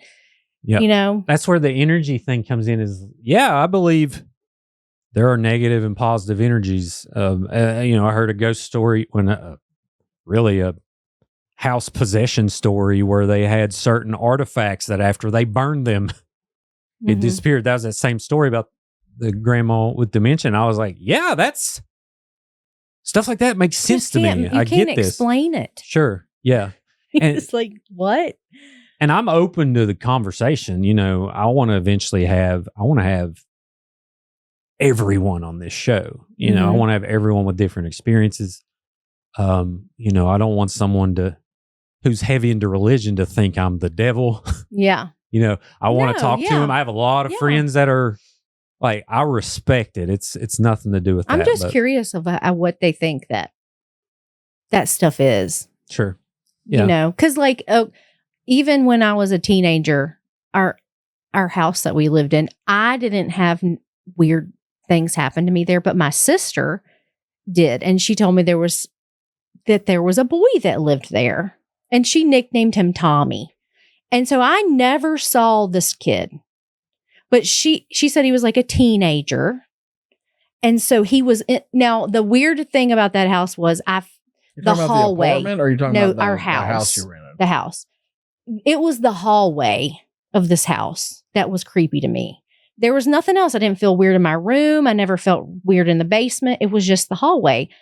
And it was almost like when you went down, it was like this hallway that never ended. It was like a brick ranch. You know how they have the hallway down the middle, but it was just a feeling you had when you went down there, like your chest, like you were saying about your chest feeling tight. But she said that anytime she saw Tommy, he was in the hallway, and like he had like maybe like 60s or 70s style clothes, like plaid pants and like a blonde kind of feathered hair. And I'm like, that would have scared the shit out of me if I saw Tommy. Maybe he I don't know. But my mom said my mom does not talk about ghost stuff. She doesn't talk about it. But she does. I don't know if she believes in it, but I do. And so I'll talk about stuff. And so she said one day at that house that she was reading in her bed, and everybody was asleep, and my little dog Chris was on the bed with her. And she said that my sister would sleepwalk sometimes. And so she thought she saw my sister walk by the door, and my little dog Chris starts barking, like he wouldn't have barked at her, but she saw a person walk by her door and like turn and go like into my room. And so she's like, is Stephanie sleepwalking? So she gets up and she goes looking for my sister, and she's not in my room. No, she's in bed, in her bed. And so like, I'm like, so what? She's like, I don't know. I don't know what it was. I'm like, do you think it was a ghost? And she's like, I don't know. But like, she doesn't like want to entertain it. You know, like she saw something. She probably saw Tommy. I don't know. Yeah. But I mean, think about when you're a kid and you're coming up from the basement and that feeling that says like, move your ass. run. Something's coming after you. And you don't dare look behind you Yeah. until you get up top. And then you look back down there and you're like, and I always try to think like, is that something? Yeah. Because everybody's had that feeling. And it's a presence. It's like there's something in the room with you. Mm-hmm. And you feel it. And then all of a sudden you reach But that what top is step it and it's seeing? gone. Like, I just try to think, what is it seeing? Is it seeing this room? Is it like when that thing is walking by my window, pushing the blinds? Like, is it in the room? Like, is it seeing the blinds? Like, you know what I mean? Like the dimension thing. Or is it at whatever time it's at? Right. Yeah. Thinking That's kind of like how I think Or about is it a manifestation of that energy, that self-defense mechanism I was talking about of like, you know? I don't know. Of how we feel now. Like, is that the form of it later that's pushing that on you? Or are we just messing with ourselves? I think that's the least likely answer. Well, in I that think- house, we had some crazy picture. Like, I have a picture, if I can find it. But I took pictures of the kids, and it is like a face. Almost like it's moving. The TV's off. It's like those big old TVs that weighed 100 pounds. Mhm. Remember the first flat Box. screen? Oh, it used to be Yeah. a task. Now Yeah, you get they're one like $75. You can Yeah. just throw it like a frisbee. Yeah, these were heavy, big TVs. But like on the picture, it looks like a face is going across, and it's like the tail of the face. It's almost like I don't even know how to describe it. Like it's like pulling it across, like it's moving. That wasn't there in that. When I looked at the picture and I took the picture, like it's a face. Do you remember if it was a long exposure? It was like when the first cameras came out, Like the a digital camera with the big square Mhm. SD cards. Gotcha. I don't know if they would have had the ability, because you can do things to where like you can hold the exposure, and then if I was to move like this and No. then set my face there, and then it'd have a trail, you know what I mean? wouldn't have even known how to do it. Gotcha. It was like the mode on and off. You know what I mean? Sure. Like I didn't know. So it would have, like, I just remember, and then you could zoom in and it looked like a face on the TV. But like, it just, I don't know. Mm. I don't know. John, tell them about when we were talking about Mama and about when she passed away. That was it was a creepy, peaceful. It was Papa, how long afterwards did she live after he passed away? Like 3 years. So he'd passed away, and she lived, and up there by herself. I think our uncle Warned him, lived up yeah. there. She was really But sad. anyway, she was really sad. She just got to where she laid around and whatever, and got bad off. So I'll just fast forward to where she's in the hospital. So this is just my story. April had a whole different day that day until we met up. I used to work out of town, and so I would come in every Thursday night. And like I said, she'd been in the hospital for a while in Roanoke. And, I did whatever I had to do on, was it Friday or Saturday? It was a Sunday when she died, because I remember us Okay. all sitting there like talking like it was Sunday around her bed. Okay. So, I did whatever I had to do that weekend. And on Sunday was usually the day I left out. And I woke up, I can't remember why I'd been up late or whatever. But I woke up and I said, hey, I don't think I'm going to go down there. I think I'll just go next weekend. And my wife, Courtney, my sister's name's Courtney. My wife's name's Courtney too. Not the same person. Promise. So I said I was going to put it off till next weekend. And my wife was like, no, you need to go. You need to go. So I decide, okay, I'm going to go down there. I get down there and they take us, back into the room she's in. And I'm there. April's there. Our moms. Our moms are there. My dad was there. I think your dad was there. Mm-hmm. I can't remember. That was it. Stephanie and them weren't there? I don't think so.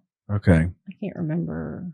I know Kevin was, Japan or whatever, and maybe Courtney was in Argentina at the time. Mm-hmm. And I can't remember if Corey was there or not. But anyway, so there was somebody else there. Anyway, it doesn't matter. But we're sitting around and, death is not, it's not the dad in Bicentennial Man passing away and having days on end to tell people he's sorry and that he loves them and then just quietly closing his eyes. Maybe it is that way sometimes, but the times I've seen it, it's not that. So you're sitting in there, there's all these noises, all the hospital noise, the beepers, the beeping, the oxygen things, whatever. And somebody who is dying, just, it's terrible. They're breathing terrible. It's all scary. I mean, mm-hmm. So April and I are going to laugh. That's just how we are. When we were at Pawpaw's funeral, we were not sitting over there crying our eyes out. We gathered all our cousins around it. I don't know that we gathered them so much as all the cousins just gathered around and we just sat telling stories and laughing and joking. It wasn't out of any kind of disrespect. It was just, that's how we were. That's how we get through things. It's beautiful. Yeah. So here we are sitting there, right next to Mama. And she had a nurse who was taking care of her. And anyways, we start telling stories about growing up, just funny stuff happening. And we're sitting there laughing. And everybody is sitting there laughing. Mom and Mary, everybody. We're kind of talking like we did on Sundays. It was just like a Sunday without the dinner. I mean, where you just recall stories of like when somebody was ridiculous or somebody did something crazy or, whatever. And we're literally sitting there laughing. And you got to realize I had no idea this was coming this day. But she starts to go, and like the nurse lets us know, like it's happening. And our moms, go all to pieces and as expected, and whatever. And as she is passing, her eyes they go wide. Like she has not had her eyes open this whole time. No. We're sitting there. Like they've got, when you're dying, they're giving you so much morphine. Yeah, she's out of it. Like she's not looking at us. She looks asleep. We're talking. She's, going through it. And that's kind of how it was. Like she's not partaking in the Sunday conversations. Yeah. And her eyes just go wide. Yeah. And in my mind, she kind of straightened up. I can't remember quite if she actually lifted her head, but I remember she just stared up into the corner of the room, and she just made this face, like wow, like she's just smiling, and like she sees somebody. And when she let go, and she, you saw her relax, she sinks down and her eyes close. And when her head kind of, rests, she's just sitting there or laying there, and her face just goes from that wow to Like she smiled. Smiled. It Aw. was wild. wild to see. Like she's asleep, like, and we're talking, and then it's like all of a sudden she like is awake, and you're like, and our moms are like, Mom, trying to talk to her because she's looking at us like she's all of a sudden she's here. And then she like looks up at the corner of the room and is like smiling.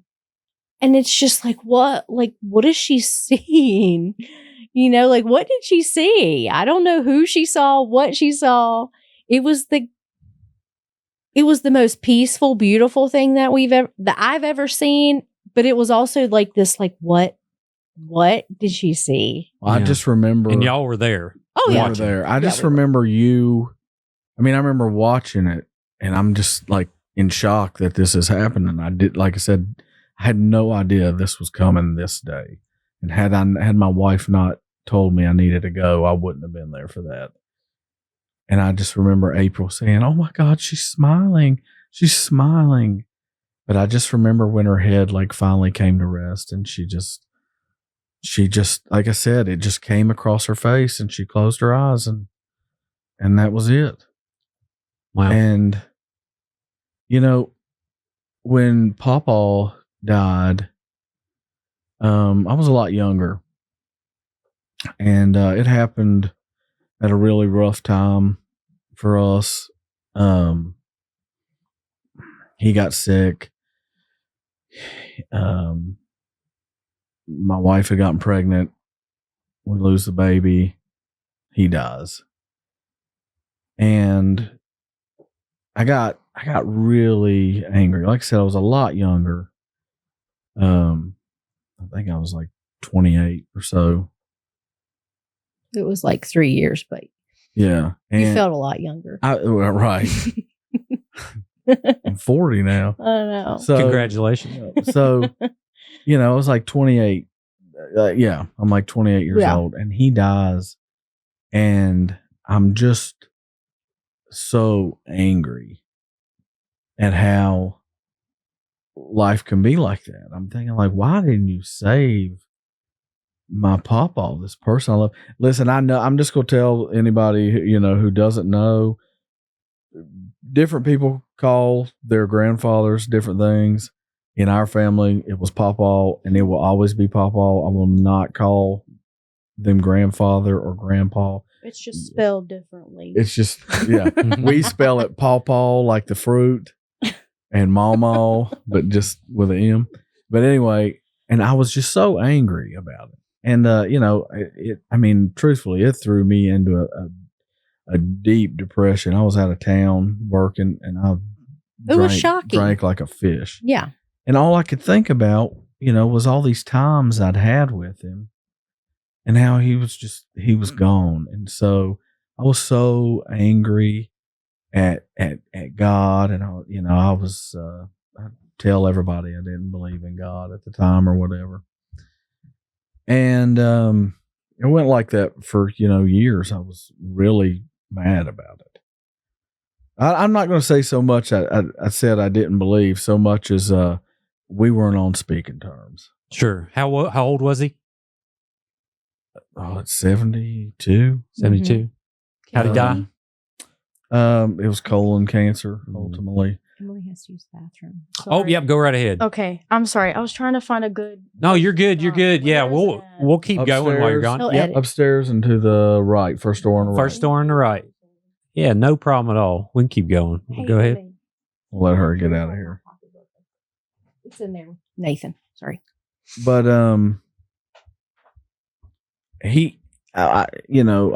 the one that always struck me was at his 70th birthday party. We were at my uncle's house, and they'd had a big cookout, and maybe it wasn't. Anyway, whatever, it doesn't matter. But it was a cookout. I remember that, and I was actually working. I was working that weekend, so I ended up getting in late, showing up to the party after almost everybody left. and he was sitting out there smoking a cigarette. And he's honestly, listen, I loved him to death. 72 for the way Papa lived, it was an old age. Right. Okay.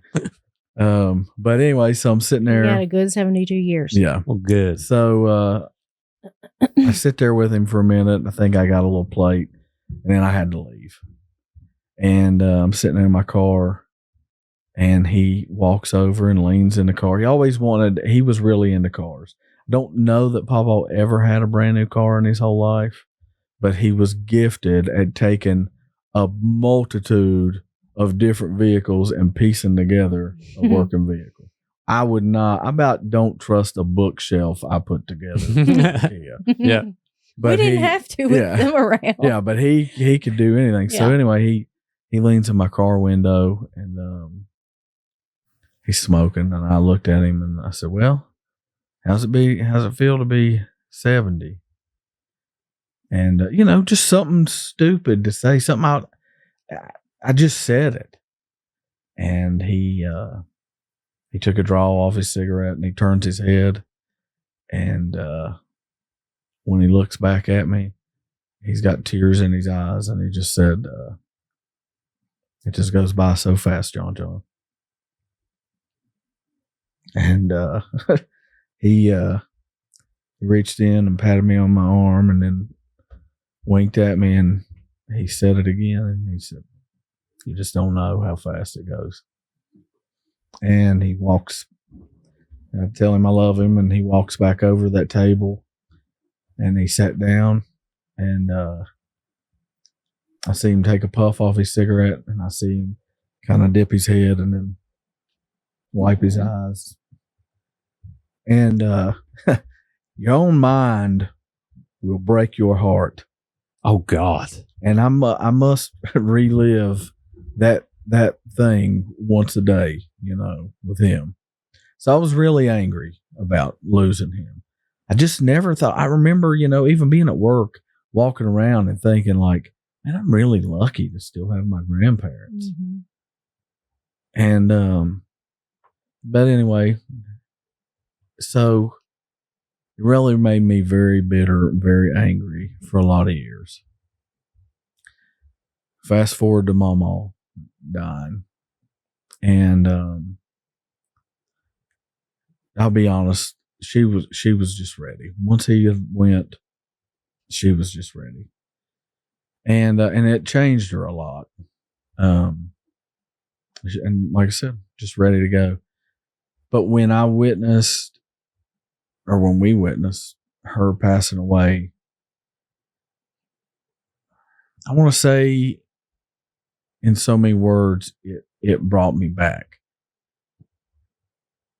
Now, I'm not going to go into my own beliefs. I will tell you that the way that I think about it is I take what's applicable to my own life, and I take the things I have evidence for that help me or benefit people or whatever. And I take what I want from things, and I leave what doesn't help me at all.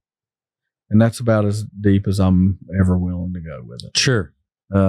Personally, just for me, other people can talk to me about it all they want. I'll talk to other people about what they want, but just for me, religion is a very personal thing. Yeah, for sure. And I'm not trying to influence anybody. I'm not trying to change anybody's mind about anything. But seeing her pass away the way she did, and it being, I know it's weird for us to describe it as beautiful. Right. Especially like as kind of terrifying and jarring as a hospital experience is in the first place. But it was that exactly. And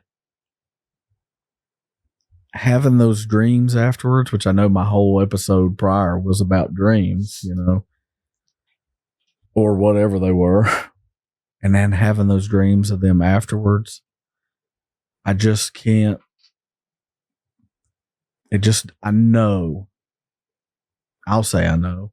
I know it doesn't stop. Okay, I can't say exactly what happens or whatever, but I really don't have any fear of that. I don't have any fear of what's going to happen next. It's going to be all right. Right now, like I said before, I can't worry about any of that. I can't do anything about it. Sure.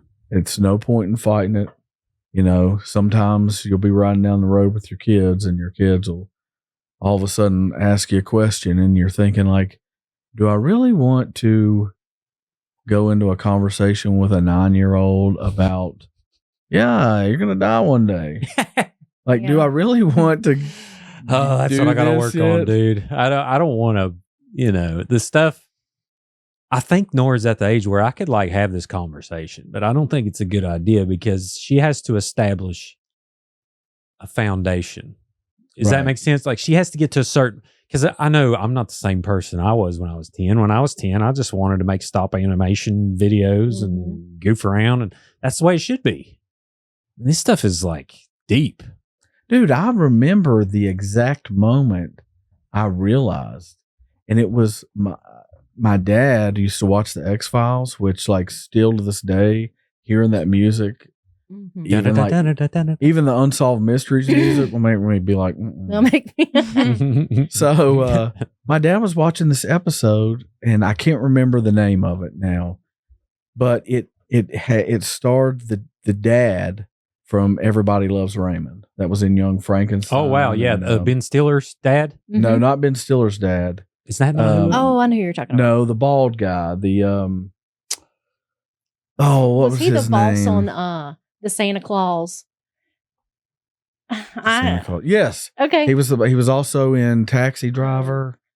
I can't remember his name for the life of me, but anyway, it doesn't matter. So in this episode, he plays kind of a psychic, but he can see how people are going to die. And he's sitting there. Now, granted, my dad knew we were wusses. Okay. We grew up in the woods.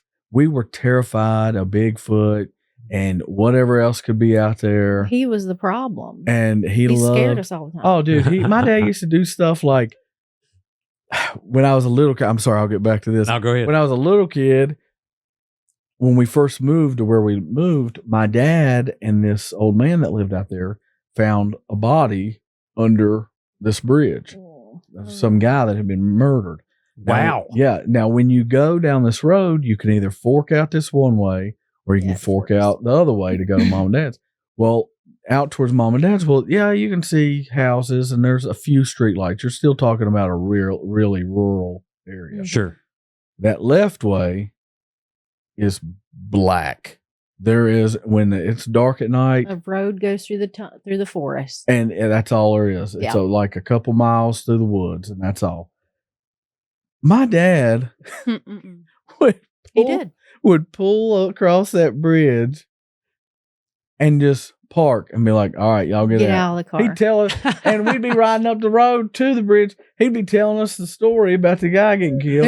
They found a man's body. They found a man. Y'all get out right in here the pitch dark. Me and John make us get out of the car, or he would drive down that road, and then kill all the lights. Oh wow! And just tell us a story, and we'd be like, "Take us home." But anyway, so I wasn't allowed. We were not allowed to watch all this stuff, and sure, all the stuff that scared me the most as a kid was stuff I snuck and watched that I shouldn't have been watching, like Fire in the Sky. Oh God! So anyway, I'm watching this episode. Well, in it, he starts telling. I can't remember if he's talking to the bad guy or he's talking to Mulder and Scully or whatever, but he's telling them how he'll die. And he's like, I don't know what happens, but I'm in a field of flowers. Or he's like, I'm surrounded by flowers and my body is decaying. And while he's describing it, this is happening in his imagination, but on the screen. And it shows his body start decomposing as he's laying there and eventually like turning to dirt. And I don't know what hit me about that. I was 13 years old, man. But seeing that, something hit me. It's like, whoa, there's right then. what happens. And that was like, That's what's going to happen to me. Ran to my Please. room, had my first panic attack I ever remembered in my whole life. Man. Literally, Well, like crawled under the covers, like, oh my God. You do have, like, as a parent, when your kids, they will start questioning. And especially when somebody passes. And like when Mom all passed, Nay and Emmy were, gosh, how old were y'all? 9? 8? 9? We're probably 8 or 9. And so, like, at the funeral home, like, explaining to your kids where she's at, because they remembered Pawpaw passing, but they really didn't probably pay attention. Like, they were still playing with toys. And He just wasn't there anymore. right. And like with Mama, it was more like probably your kid's age, like, 8 to 9. And so they're like, what? Where is she at? And like something came to me, and I'm just like, I was like, Mama, I said, when Mama was here, her spirit's home was her body. And her home was just tired and sick. And now her spirit has found another home and it's gone. That's just Mama's old home, like her body, like she's not there now. And like that was maybe like my way of explaining it to a kid. Like your spirit has like this home and now it's like old and tired and she's just not there now. Like I don't know where her spirit's at now. I mean, I know it's somewhere. Yeah. Yeah. It's not here because, their house burnt down finally a few months ago or whatever. And I had to go up there and go through it. And when I did, it was just, I hate to say almost nothing. A house. But I'm more so talking about the feeling. Yeah. I just kind of felt, don't get me wrong, I was sad because this was a place we grew up and had all these great memories. But not sad in like I just lost something, because that thing I lost, I'd already lost so many years ago, Yeah. Yeah. And I really struggled with that for a few days, thinking about like, why am I not more upset about this? And it's because the thing that made that place special is not there. And when I was there, I felt no trace of them there. The spirit of it Mm-hmm. And so It was just a house. now. vacated. yeah, It was it's just a house. It's just a house.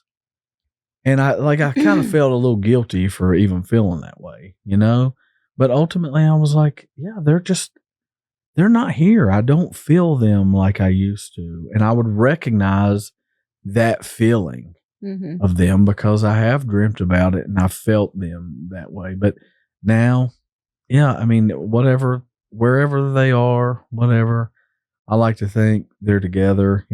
When she passed away, I remember my dad saying something about, Pawpaw get up there shaving and getting ready for his girl to come, and I try to think about it like, they lived their life with us, loved us, no regrets about anything.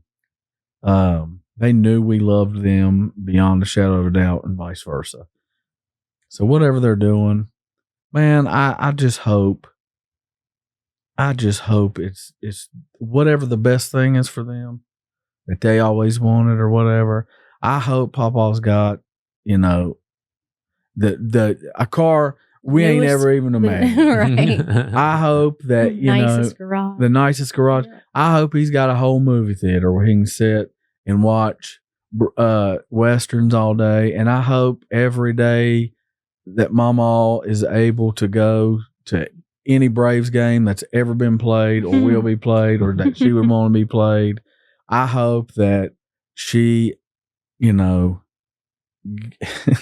is making Avon sales left and right and winning bingo every single day, every time she plays. Yeah. And they're being followed by their little dog Brandy whatever they're doing, Man.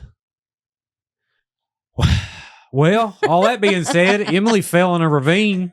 Oh, I did have something happen when I went on this bathroom break. Oh, what happened? Okay, so when I was talking about stuff happening, like to me in like the house I'm in now. It would like happen mainly in my room. And at one point, this could just be because of the lamp I had. But like a lot of the time, like lights would flicker. Like I had a lamp at one point and it could have been the bulb. I don't know what it would have, but it would like flicker like on and off constantly. And then I got a new lamp, and that lamp, like a new bulb, brand new lamp, that lamp would flicker. And I almost like thought of that as like Mama or Pawpaw, mainly Pawpaw. I don't know why. But when I went to the bathroom just now, little John, your son, he was in the bathroom, and I'm like, dude, get out. I have to pee.